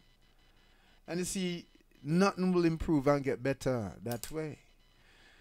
And while, you know, we think knowing ourselves, some of us just deal with, you know, what we call history. And I chat about, when we fought this, Haiti, for example, yes, it was, you know, Haiti first, got their independence. Well, when we say independence, them fight and win. Them fight the Spaniards and then win. See? The French them and then win. And this Haiti was known as the first, you know, island black folk fight and win. Then Jamaica come next to that. Yeah.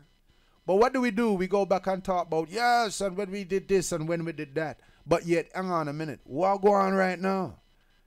You know, it's like saying, you know, you've had, you know, it's like you've had 15 boxing matches, you know. You beat up 2-3 people, and then the next 12 you're getting bust up and lick out, right? But you're always going back chatting about those 3 times when you did beat up somebody in the ring. But the other 12 times you just get knocked out cool. Yeah. And you're not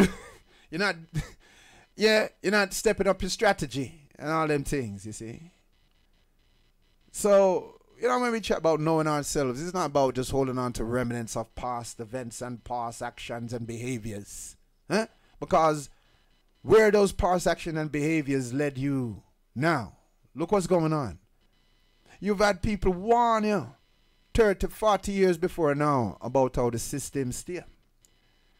And now you have to get to know yourself. But we think saying knowing ourselves is about just the corporeal form, the clothes you wear and, you know, the labels we want to hold on to and all them things.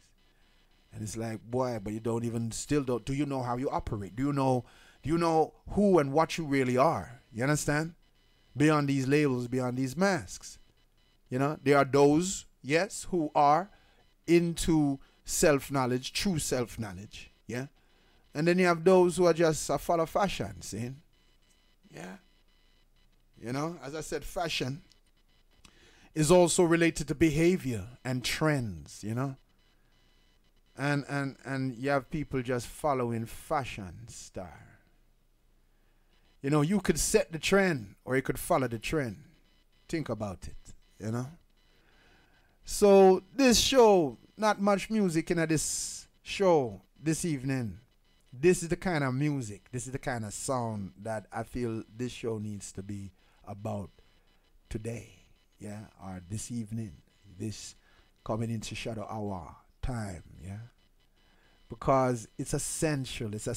Otherwise, you just keep chatting about the same old things, People chat about this illness and this your relationship and, you know, just chat talk, you know what I mean, making money out of people, and people just still left no better off than how they were before, and don't even see how they're contributing to the very state of disease that them find themselves in.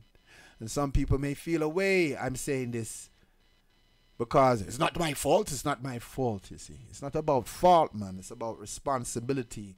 And it's really about self-love, because if you really care about yourself, you will actually take stock of what is going on inside of you. You see? Because if you don't, the way the system operates, as I stated earlier, and as I played this thing, you know, from, what's his name, Bertrand Russell, it's telling you what plans the system, the intention the system has towards everyone. Towards everyone, you see. You see. So I'm gonna play more of this thing, because you see, people's attention and concentration, we need to increase it if we want to, you know, benefit from the wealth and the jewels you can, you know, accumulate or expand within yourself, and more you can realize of who you really are and how you operate. You understand? So yes, so I'm gonna continue with this again. So we're gonna play the next half of this, okay? And I'm gonna go on a little bit because I got that time to stretch the show this evening. So all of honor, tune in, man. This, you know, and stay alert. Okay? All right. We'll start and continue with the next part. I did not eat beef. So I said, well, let me do the experiment, because I had never heard of meat causing these kind of problems. That had never been ever taught to me, never said in medical school or anything, but I'm just going by what my body was telling me. I said, okay, well, let me not eat any more beef and just see what happens. Lo and behold, it never happened again. So I was like, that's really interesting. I said, I won't tell this to anybody because they won't believe it, but I just will recognize that, I have an allergic reaction to beef, okay, because that's what we're just going to say this is. So then I started noticing that I started getting drowsy when I ate chicken. So I was like, oh, now that's real interesting, because, you know, this sensation of wanting to just kind of sit down and be quiet and not feel like really wanting to think a lot was starting to occur with chicken. So I said, well, I think I better leave that alone. So I stopped eating chicken, and that never came back again. So I would eat fish, and I started having a craving for a lot of protein, so I started eating cheese. As a matter of fact, there was a wholesale house in Detroit where you could get pretty good quality cheeses very inexpensively. So I would buy 5, 7, 8 pounds of cheese, and it would be gone in a week. So I was like, oh, that's, you know, and I loved it, no problem. Nobody ever told me that this stuff wasn't good for me. But, you know, I love shoes. So I looked down at my foot one day, and I recognized I started getting this bulge at the base of my big toe.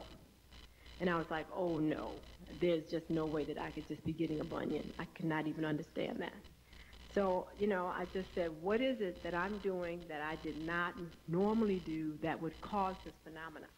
See, I was just not willing to accept that this is just something that just happens and you just move on. Now, whether that was my vanity, I don't know, but I just was not going to accept the fact that my toe was supposed to turn inward on its own. So, therefore, it came to me that, you know, I was eating all this cheese. I mean, you're eating 5 to 7 pounds of cheese a week. So I said, well, you know, let me just not eat this anymore. I said, okay, we'll give this a little experiment. In 2 months' time, after I stopped eating cheese, my foot straightened out. This lump went away. So I'm like, oh, like, this is real interesting. So I recognized that animal products, flesh, and their byproducts were something that I could not include in my diet. If I wanted to stay healthy, if I wanted to stay alert, and most of all, if I didn't want my body structure to actually change. So this was still my own personal experience. I didn't necessarily equate this to other people's. And I just kind of tell you this story to let you know that from my own experience, how I felt what was happening to my body, I recognized that there's a direct correlation with the foods I was eating and the changes that were happening to my body, which were degenerative. Now, there are many, many things that can cause these same phenomena, but what is the underlying factor here? The underlying factor is that I was eating foods that had minimal energy in them, that was causing my body to have to give up its energy, where the normal natural phenomena keeping my body static was not able to occur anymore. It actually was putting me in a negative energy deficit.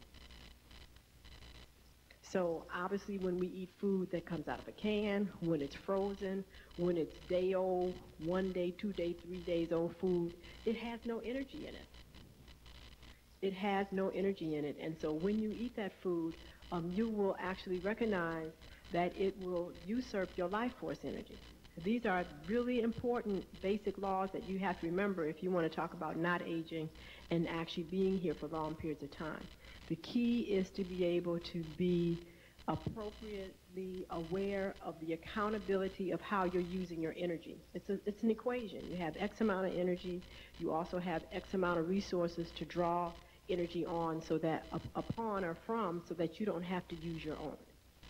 And if you're not paying attention to what has energy, that by the time you eat it, you have been able to restore your energy from digesting it and absorb extra energy, then you're going to have problems. And it's really that simple. Now, what I find is so interesting is that the structure of the African, because they are what I call sun dominant, or have the capacity to absorb a tremendous amount of energy from the sun, that they can eat foods that have basic minimal nutrients and be able to use them completely.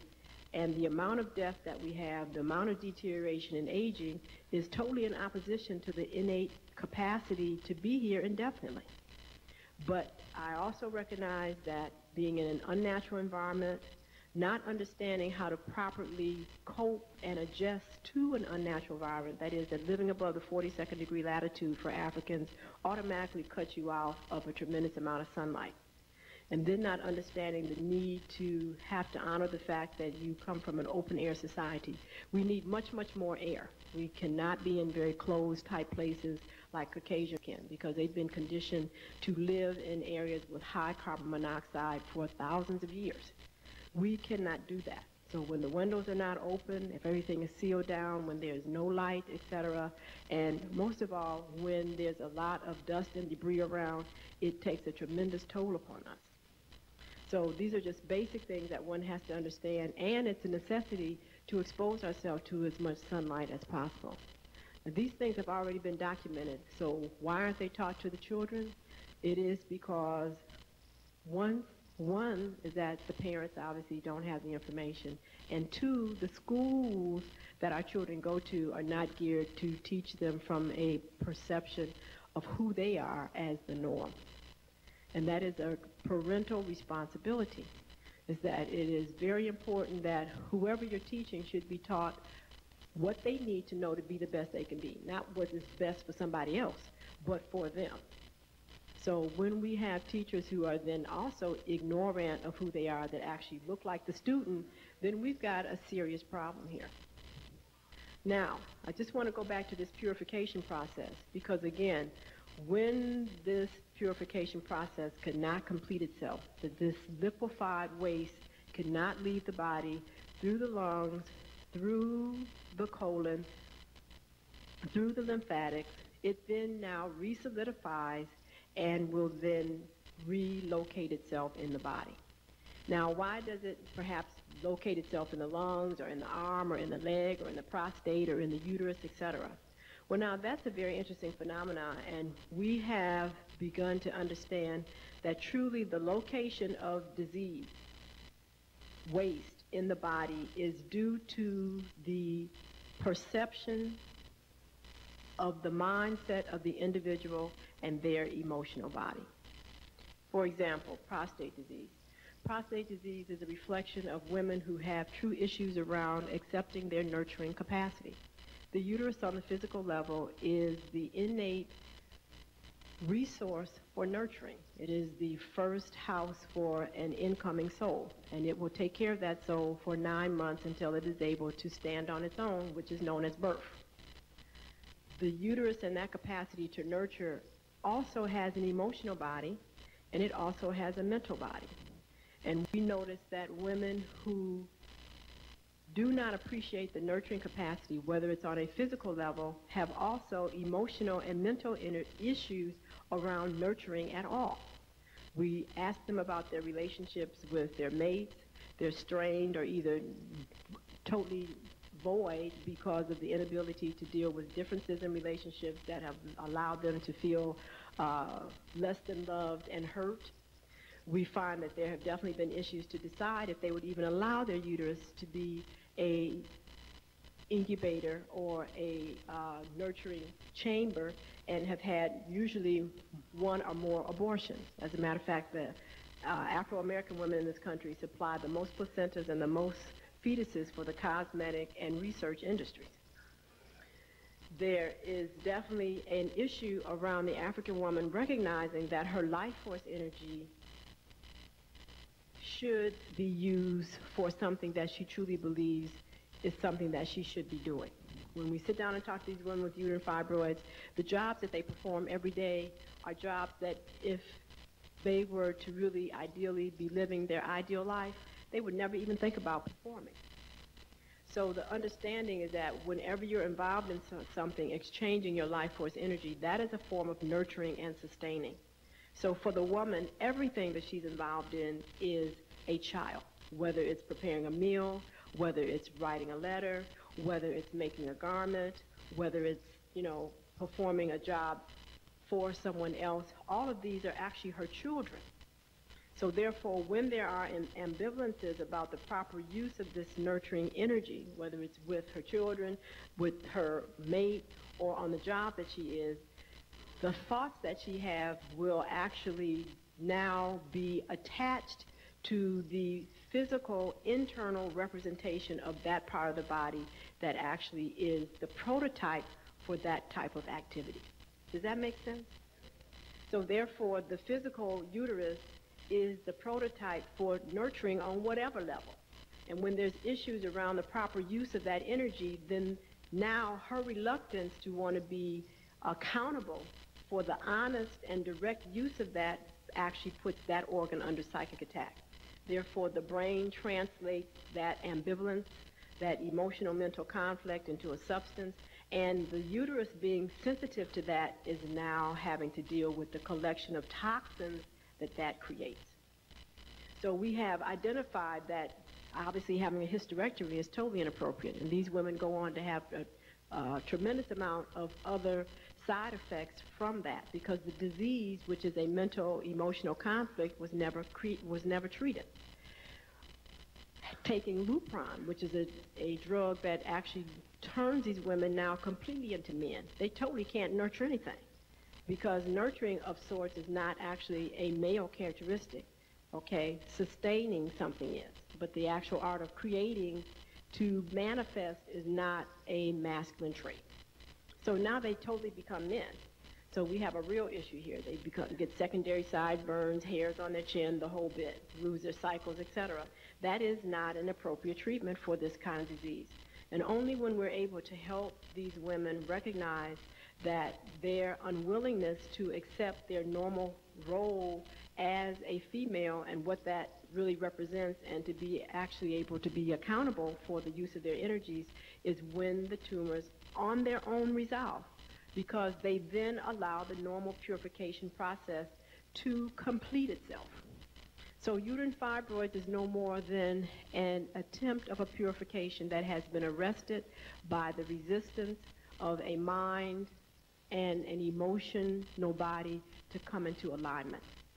So when these women are willing to leave the job that they know they don't want to be on, when they're willing to recognize that obviously if you withhold, you have to be withheld from, so you can't expect someone to give you something that you're not willing to give, that is, that you don't trust your mate, you don't trust the person you're involved in, then how can he completely submit to you? That's ridiculous.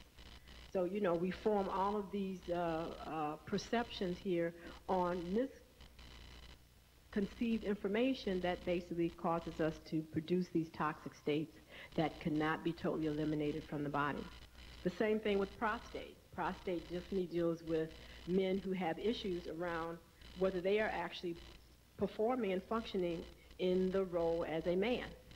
So now we go to an esteem issue, because whatever a woman is to you and whatever a man is to you truly is a chemical reality in the bloodstream. And if you say that, your name being, John Johnson, having male genitals is not a man because you have X, Y, and Z, or you can't do A, B, C, D, you automatically then set up a psychic attack that chemically begins to attack those organs that would make you male. So obviously, cutting out the prostate is not the answer because it makes you impotent. It definitely diminishes the sperm count. Not because the testicles are not making sperm, but the sperm can no longer be directly deposited in the woman's vagina because now they get distributed into the bladder. That's what happens. Yo, you hear that?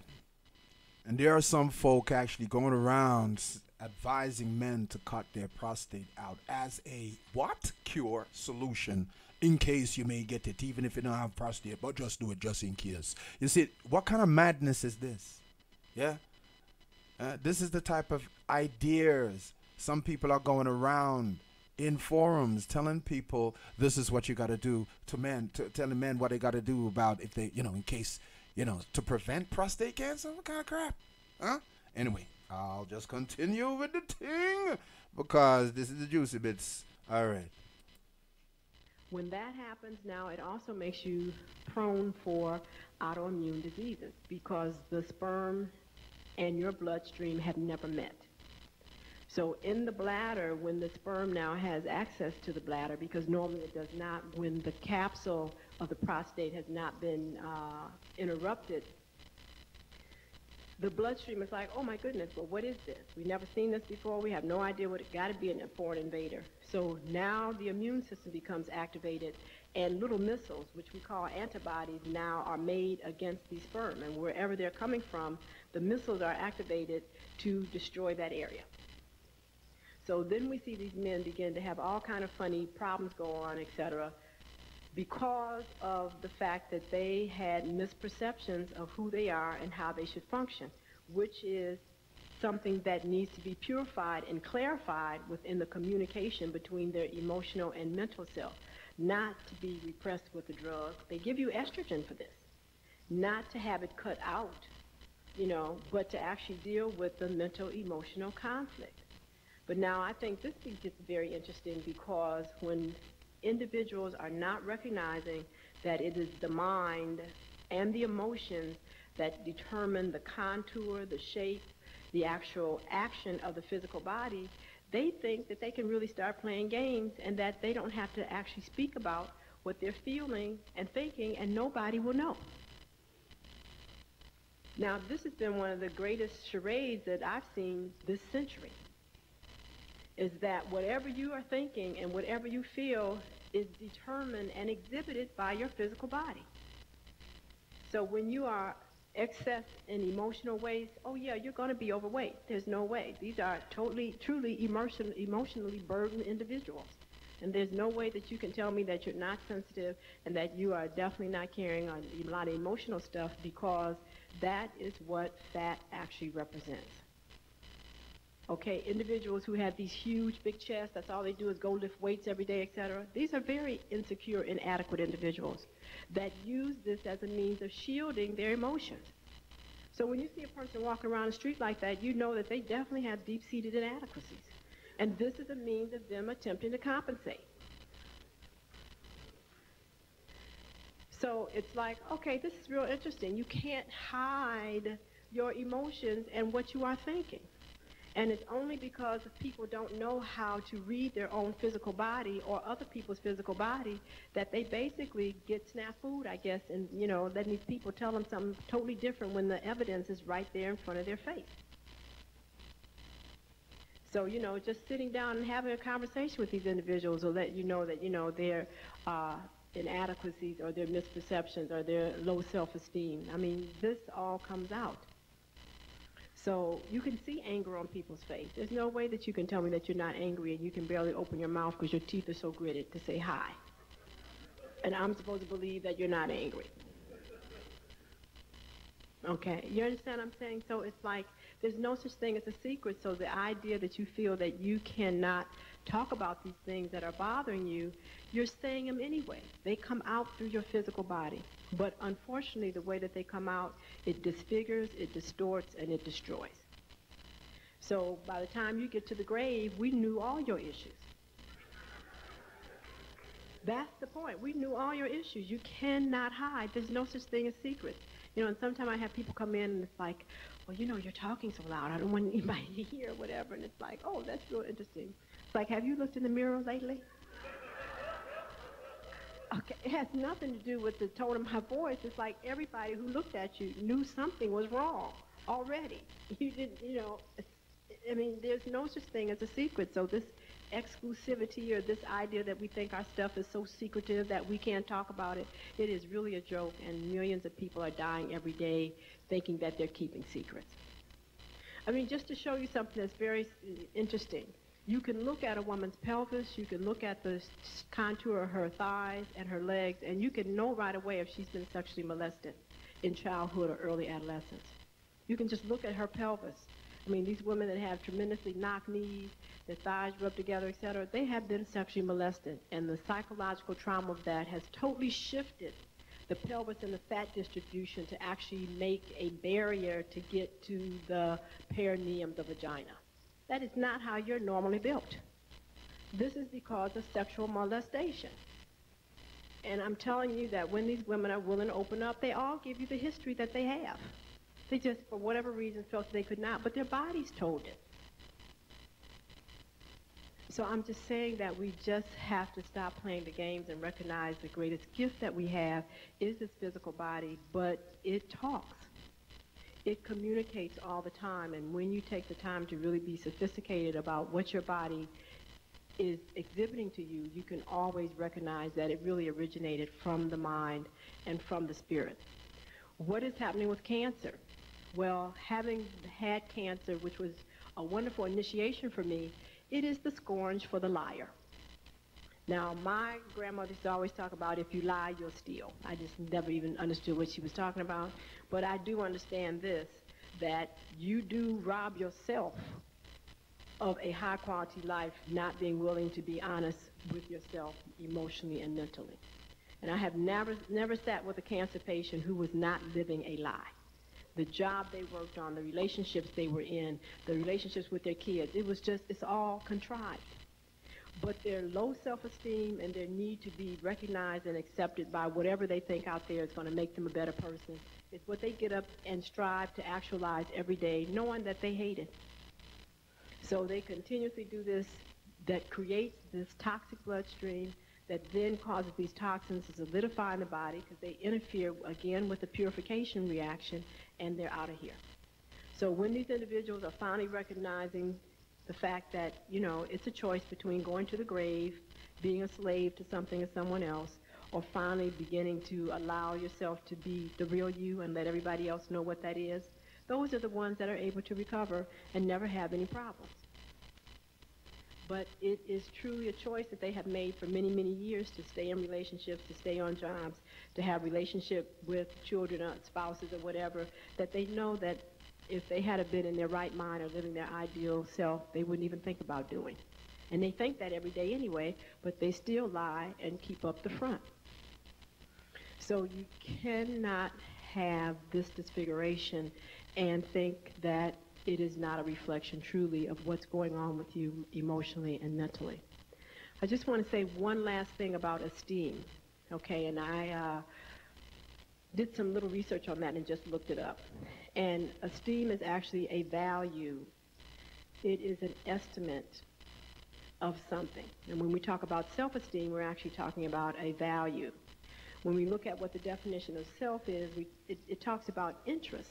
And I thought that it was really interesting that when I looked up the word interest, to have interest in something requires you to have a feeling about it. So self-interest means that you have to have a feeling about yourself one that allows you to give yourself a value, which is an esteem. So when we define ourselves as something that when we think about our name or when we look ourselves in the mirror, that we automatically go into a discomforting feeling, it is the foundation for addiction. Now you want to know why people are addicts? That is why.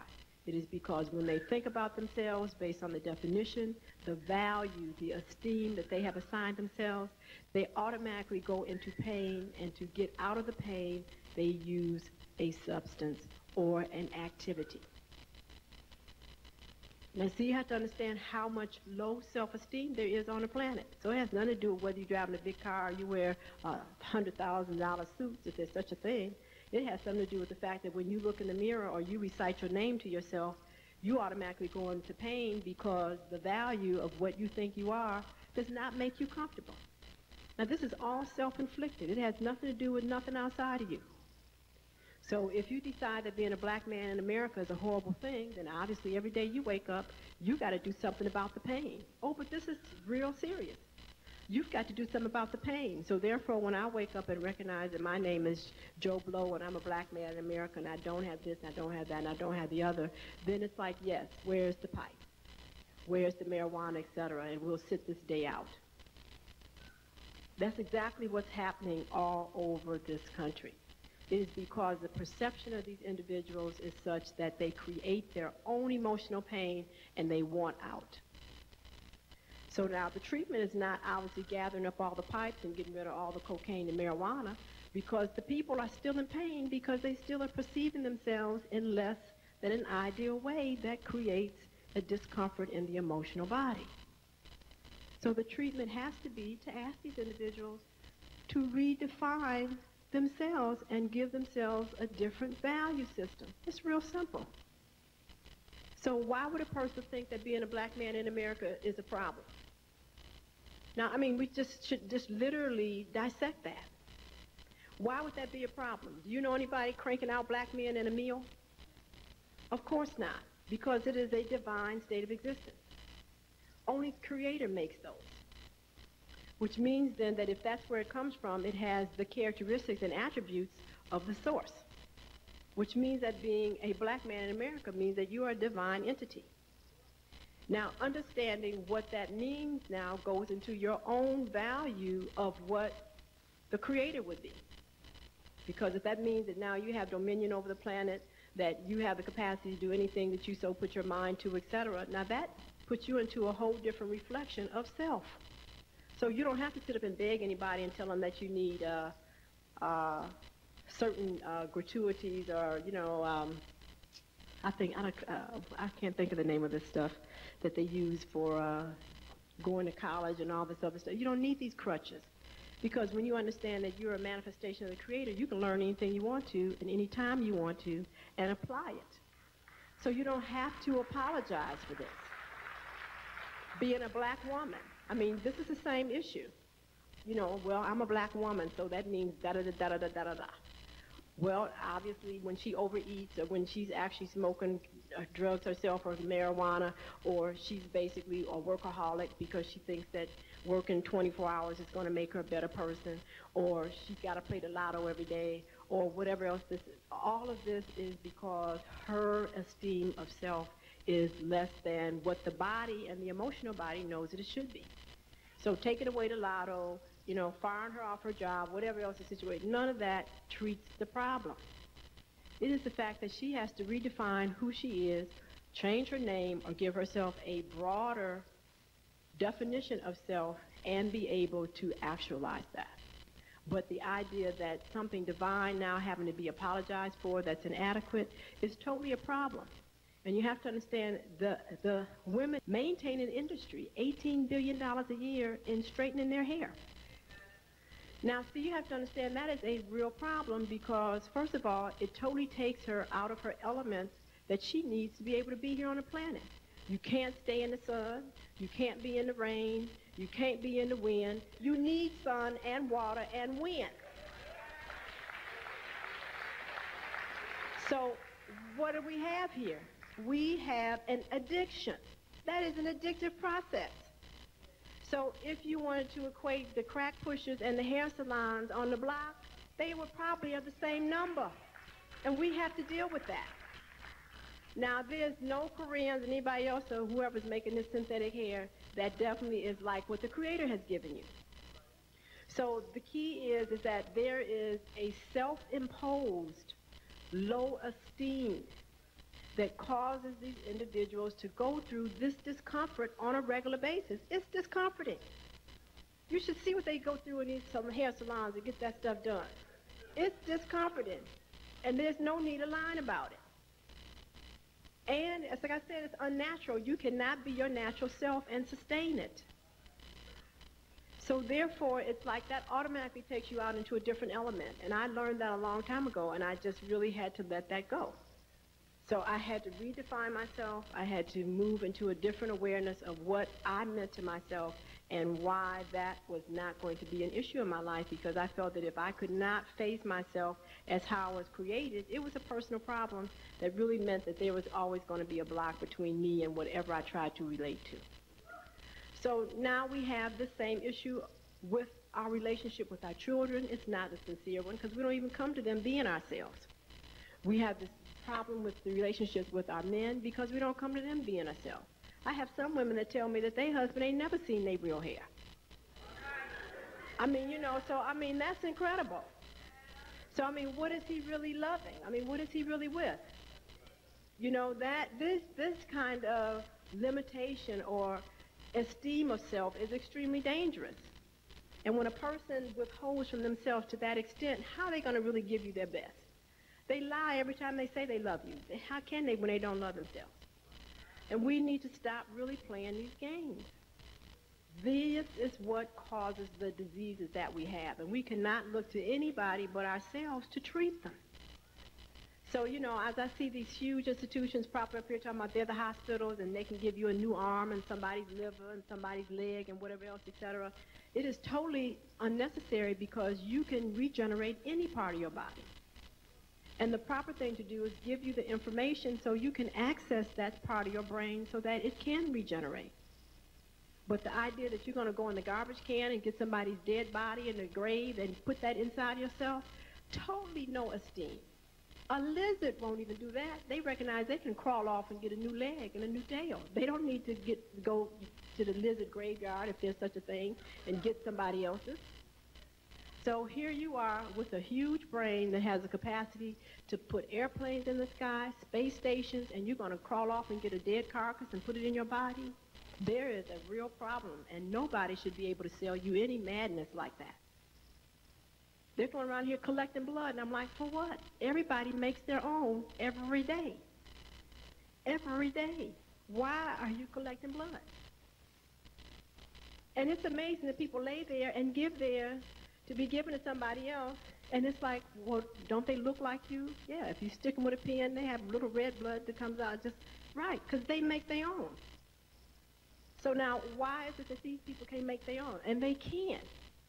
At least that's what I learned from the Jehovah's Witnesses. I've seen some of them in really bad shape, but they've been willing to at least not take blood, and they live. Now, of course, we're taught to harass them and do all kind of things to them in the hospital, that kind of thing, but it's been amazing. I've learned a lot of interesting things from my patients. They're my greatest teachers. I have patients that walk around and go to work every day with hemoglobins of 2. Now, my thing is that why do you want to walk around with hemoglobin of 2? Because it is not natural. And if you can get enough strength and energy to go to work every day and work 8 hours with a drop of blood in your body, why can't you just get to the real issue and allow your body to make all the blood you need? Because it's still a level of withholding. So it's like, why walk around on one leg when you can have 2? If you get to the real issue as to why you lost the first one in the first place, now we can get us another one.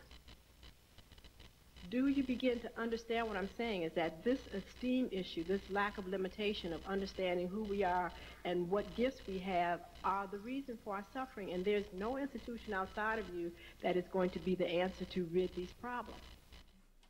Okay. And on that note, y'all, there's only about 3 minutes left to what she's saying, but yes, I did play it long and, see who had concentration and attention Anybody had attention deficit or something, listening to that?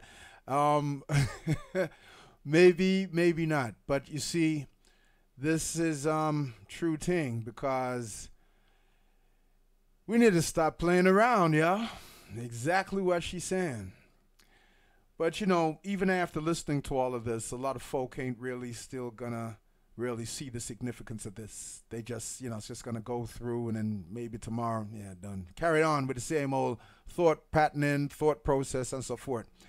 And looking outside for answers or blaming this and that. But I tell you, we all need to stop playing around, We all need to stop playing around. As you're saying, and we all do know, this self-esteem issue is, as explained, esteem, is how you value or evaluate yourself. Self. Well, as she's saying, it connects to the feel. How do you feel about yourself? And, feelings is the thing. Feelings is very, it's a vibrational, creative energy. And we're living in a society that says to you, oh, your feelings, oh, just stuff them in a bottle and throw them underneath a truck. Don't worry about that. It's just, just keep going. You know what I mean? That's how the conditioning is. You got feelings which are coming from a mental state. Oh, you must stuff that. Don't talk about it. Or you don't take responsibility for it, and you start to act out on other people. Like, I mean, it goes kind of very deep. Yet we talk about health. We talk about changing. And I'm talking about one and all, because this self-esteem stuff ain't just about black folk. This self-esteem stuff is about a whole heap of people. You got people who got whole heap of money, cars. They ain't wanting for no material thing, food, or anything. But let me tell ya, their self-esteem is in the pit. You know what I'm saying? The things they do, the things that their behavior and everything. I mean, as was stated, that by the time you go, many people go to the morgue. Those who understand, they know, well, they don't know everything about you already, because your body doesn't lie. You see, whatever your mind, your mental and emotional state is, the body is going to express it. I mean, you get some people, they got a lot of acne. Acne breaks out in their face. And then, you want to treat the epidermal, oh, it's to do with bacteria, it's to do with this, and you do all of this stuff people do to clean out the pores in order to get or change your diet, what you're eating. But you never hear them say that. I'm going to ask you, well, what's your mental and emotional state towards you? Acne is an inflammation. This is to do with heat, fire. There is a kind of anger that is being held towards the self. You see what I'm saying? Or you're holding anger towards someone, but actually you're the one who's feeling the toxicity. You're going to experience the toxicity of that anger, okay? And your body responds to these chemical messengers, And all of this is centered around our perception we hold of ourselves. You hear that? Do you hear this, people? Your health is in your hands. Your wealth is within you. You're the one who can change the perception you hold of yourself. I mean, starting with, well, you're not manufactured, okay? You're a divine, this body, this vehicle for the soul's expression is a divine creation. So how you relate and your perception you have to yourself starts with how you relate to the creative source, the cosmic consciousness of the source of all that is. This is where you have to line up your perception of yourself, where you are coming from for real, okay? All right? You're the cosmic divine manifestation. This is not exaggerating anything. Anything less would be exaggerating lies, untruths about your origin and whom and what you is. Okay? and it's not as great as what I'm saying. We are a cosmic, divine manifestation. You hear? And therefore, what we should be, how we align up our perception we have of ourselves should begin from the source of our being. Unfortunately, people are looking at possessions. They're looking at other people for validation. They're looking at, places people live. They're using these external things to define themselves, to assess themselves against, to formulate perceptions of themselves based upon false values. Yeah. I mean, even when, just a little moment ago, me and my brother in here, we mentioned about, look how, these people, want to get black people's body parts and, put inside their body and stuff. I'm like, I hear that, but think about, what she just kind of also mentioned, the low self-esteem that they must have to take dead people's body parts to put inside of them. Now, I know there's the way people are being conditioned, okay, to believe that, oh, the doctors are there helping us. Oh, what would happen if we didn't have these doctors and these medical scientists who what? Come up with these ideas to, better ways of cutting out people's body parts, dead people now, to put inside living people, so to speak, and you're going to say, well, hey, yeah, I got a whole heap of value and high self-esteem. I value myself.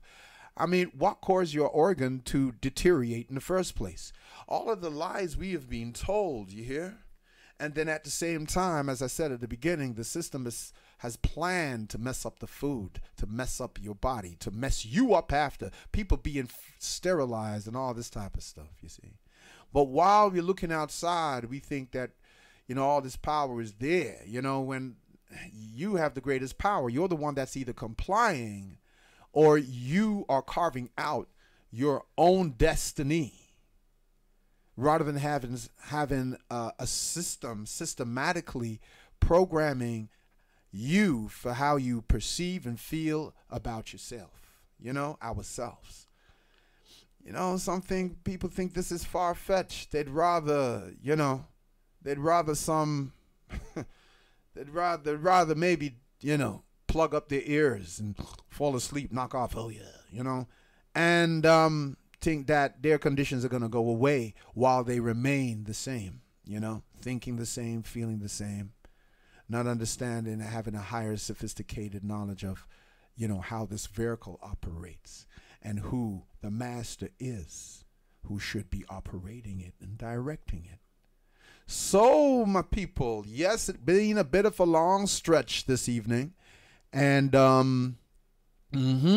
yes, this is what the show was about, the truth about health and states of consciousness. We keep talking about this health and all these different states and just talking the same thing, going around the circles. Every 10 years, everything's repeated, same thing. But when you get certain knowledge that really gets to the core of things, and the fact that you don't need something outside of you in the sense of the things you're being taught that you need, you just need to rearrange the pattern of your consciousness, you see, and align it again with the divine intent, you see, the divine intention, you see, of you. So this is why I've played this so long. I've gave you a whole, almost the whole thing, an hour and 6 minutes, off it. So, this is some real jelly really here we are dealing with here, And people going around telling people to cut out parts of their bodies to prevent something that may or may not happen to them is just madness and insanity. Well, let's put it this way. It's showing you the level of low self-esteem. When you can see where this is coming from, because if you valued yourself and you valued other folk, why would you give them such advice? Why would you tell them such things? As a what? Remedy? As a cure is crazy stuff. So some would say, well, it's prevention, but prevention will keep you healthy. You don't have to cut anything out. Huh? Prevention will make sure everything is healthy, so you don't have any cause for any disease to manifest, because your body's going to respond and show it. So here it is. You can't even hide what you're trying to hide. The body is going to what? Is going to speak loud. You see what I'm saying? So, yes. So I'm going to wrap this up because it's hitting that time is gone an hour after it. And what I will begin to do in my shows afterwards, I'm going to be giving a little cosmic weather report. And what I mean by that is that, you have the whole universe, the cosmos within you. You have the planetary bodies, which are actually living consciousness. These are aspects of your own psyche. When we talk about ancestors, which I prefer to say the souls of our ancestors, you are talking about cosmic forces and intelligences, that you can tune into, okay, and enable yourself to be guided in divine order, okay, with what and how you want to, move in your life, because you're really the living, breathing soul, and it's the soul's intention and purpose is why you've incarnated here, for the soul's growth and further expansion. And we're in a cycle called the stellar activation cycle, which is basically, it's 25,952 years, rounded up to the nearest thousand. So you got 26,000 year cycles. These are great years called great years. And we're in a new one. We've ended a 26,000 year cycle and we're now in a new cycle, okay? So this new cycle is where the vibrations, this planet is conscious. It's conscious intelligence. It has a soul. Every planet has a soul and a personality, just like we do, because the personality is the vehicle, what you see, the body, okay? The mind, the mental, emotional, and the physicality of it. And these are programmable vehicles, okay? Programmable vehicles. And you are the master. But if you're identifying with who you're not and what you're not, you're creating, you are aborting your mission, if you want to say. We're in a time now where we don't have to live in ignorance anymore. So, and it's a time where it's about taking responsibility. And responsibility means the ability to respond. Respond means to answer a call. The call is coming from the light of your inner being. It's coming from within you. Are you going to answer this call? You have the ability. Ability means power. When you break down and look into the etymology of power, it means ability, able. So you have the power to answer the call of your soul, okay? The light within you, in order for you to come into integrity and in alignment with who you truly are, rather than the program that a lot of people are believing in based on the psychological emotional conditioning, that the programmable part of you has been hijacked and conditioned to operate and live out, okay? So it's like, we need to, it's like falling asleep at the wheel. You need to wake up. Yeah, falling asleep at the wheel is not a good advised thing to do. So it's about waking up, right, and taking control of the wheel. And the feel is your steering wheel that directs you to know what's going on inside of yourself, what chemical you are producing, what states you are actually inducing and creating in yourself after, holding on to persistent certain mindsets. It was interesting what she also mentioned about cancer, how that's basically people living a lie, people living a life where, it's all contrived. They don't want to be in the relationship they're in. They don't want to be doing the work they're doing. They don't want to be living the life they're living, being around the people they live. But they're lying, okay? And that lie eventually comes back and eats and consumes them. You see what I'm saying?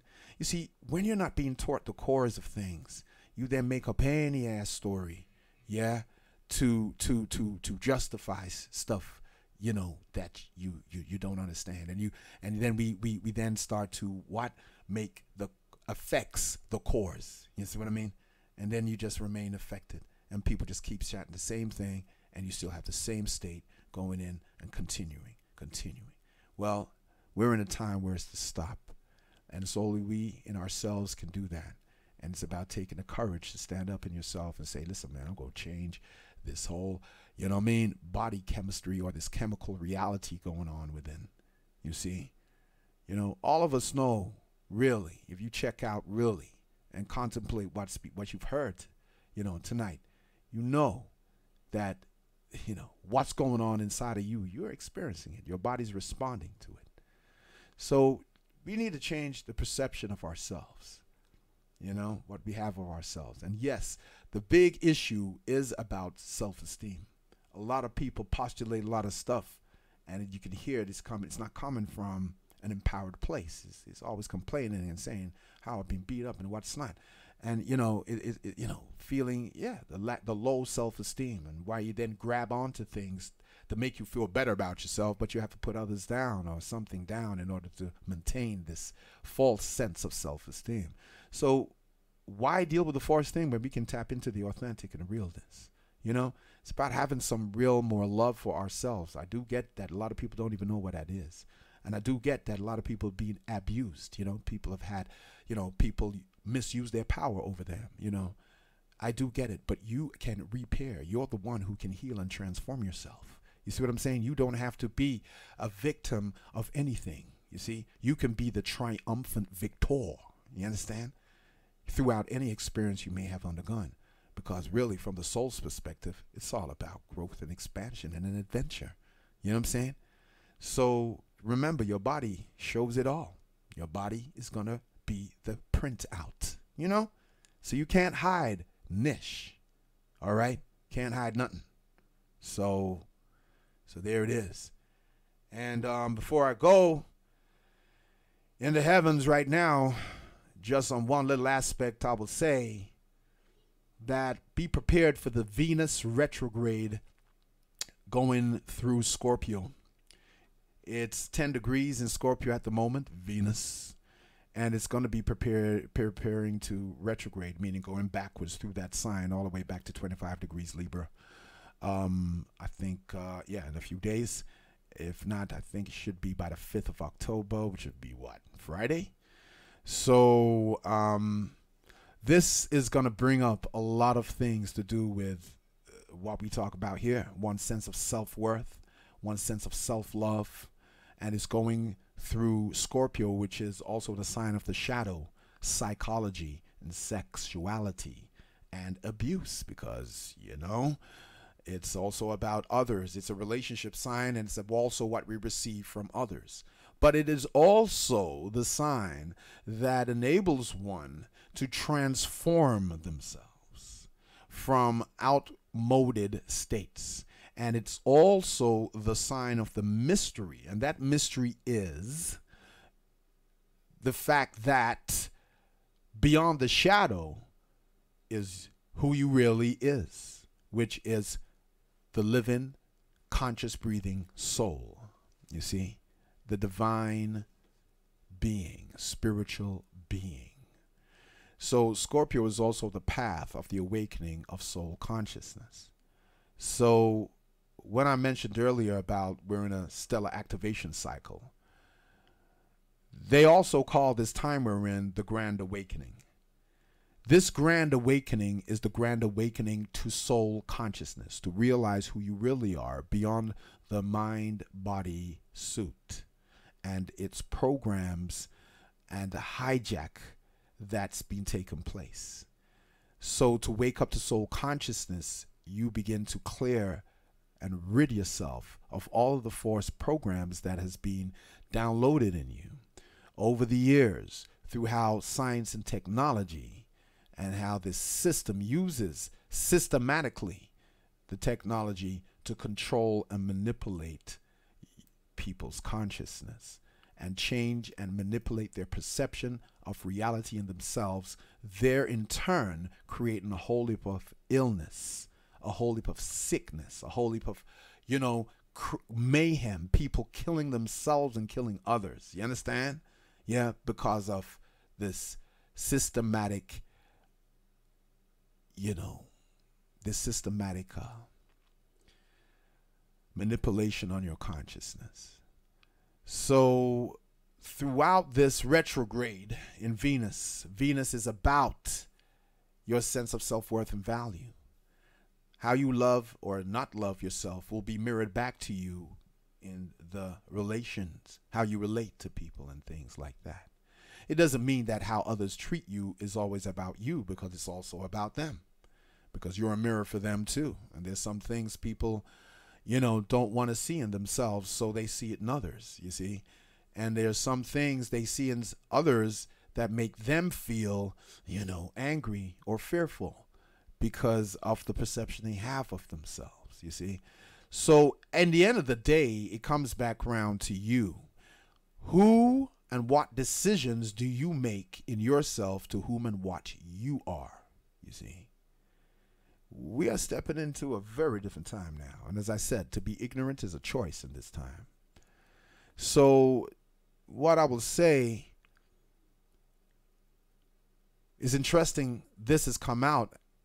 I'm doing this show and it's within the time of this Venus retrograde. There's many aspects going on. There's a whole lot of other things happening interconnectedly. But I just feel this is quite intense, and what I focus on here with the Venus retrograding in Scorpio. And we also will be having, I think on the 8th of November, Jupiter entering into Sagittarius.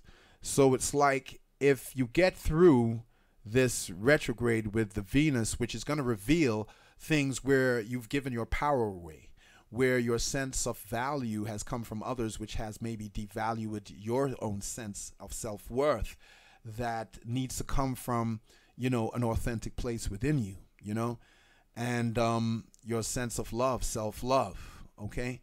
So within this retrograde, there's going to be a reevaluation of your sense of love. What does love mean to you? There's going to be a reevaluation of your sense of self-worth, okay, and value. How do you feel about yourself? What is your self-esteem based upon?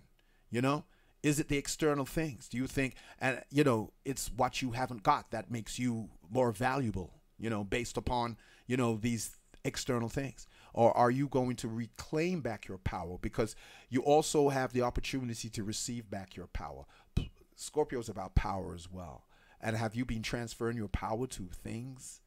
Or are you going to realize yourself and realize where your true power is and receive it and retrieve it? There are going to be things you may need to let go of in order to grow. And this is, like a gardener, you got to prune the hedges and you got to cut to grow. You know what I'm saying? So it's the same thing. But during this retrograde period, this is going to go into November.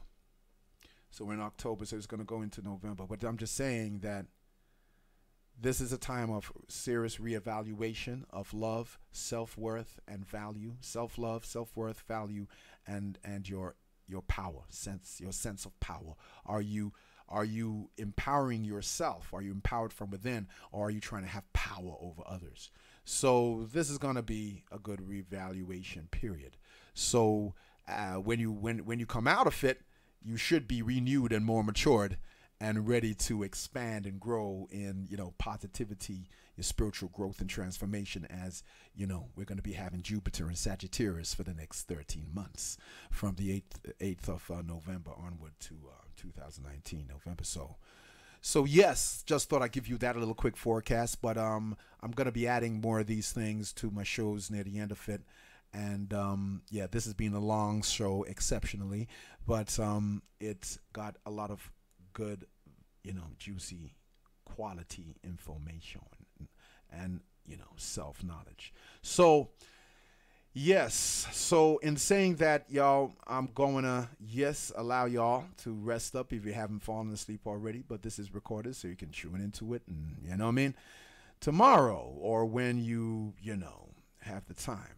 So I would like to bid you a good shout out hour. This is Siayome, Brother Siayome, a.k.a. Cosmic L Mystic. You are on Bless Radio 1. And, yes, this is good night from Bless Radio and good night from myself. So I hope you heard all of that. Just turned this up now and I'm thinking, gee, yeah, I'm sure you heard all of that. So, okay, so good night to one and all you souls there, beautiful souls. Have a deep, beautiful, rejuvenating rest, and I'll catch you next strong. All right, good night.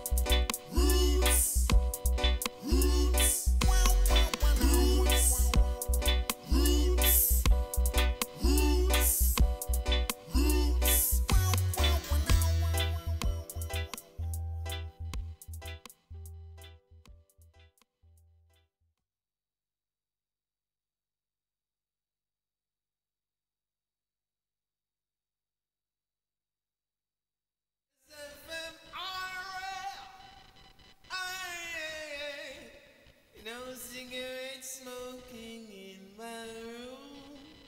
Yeah. I still want Marley. Bless FM radio, play good.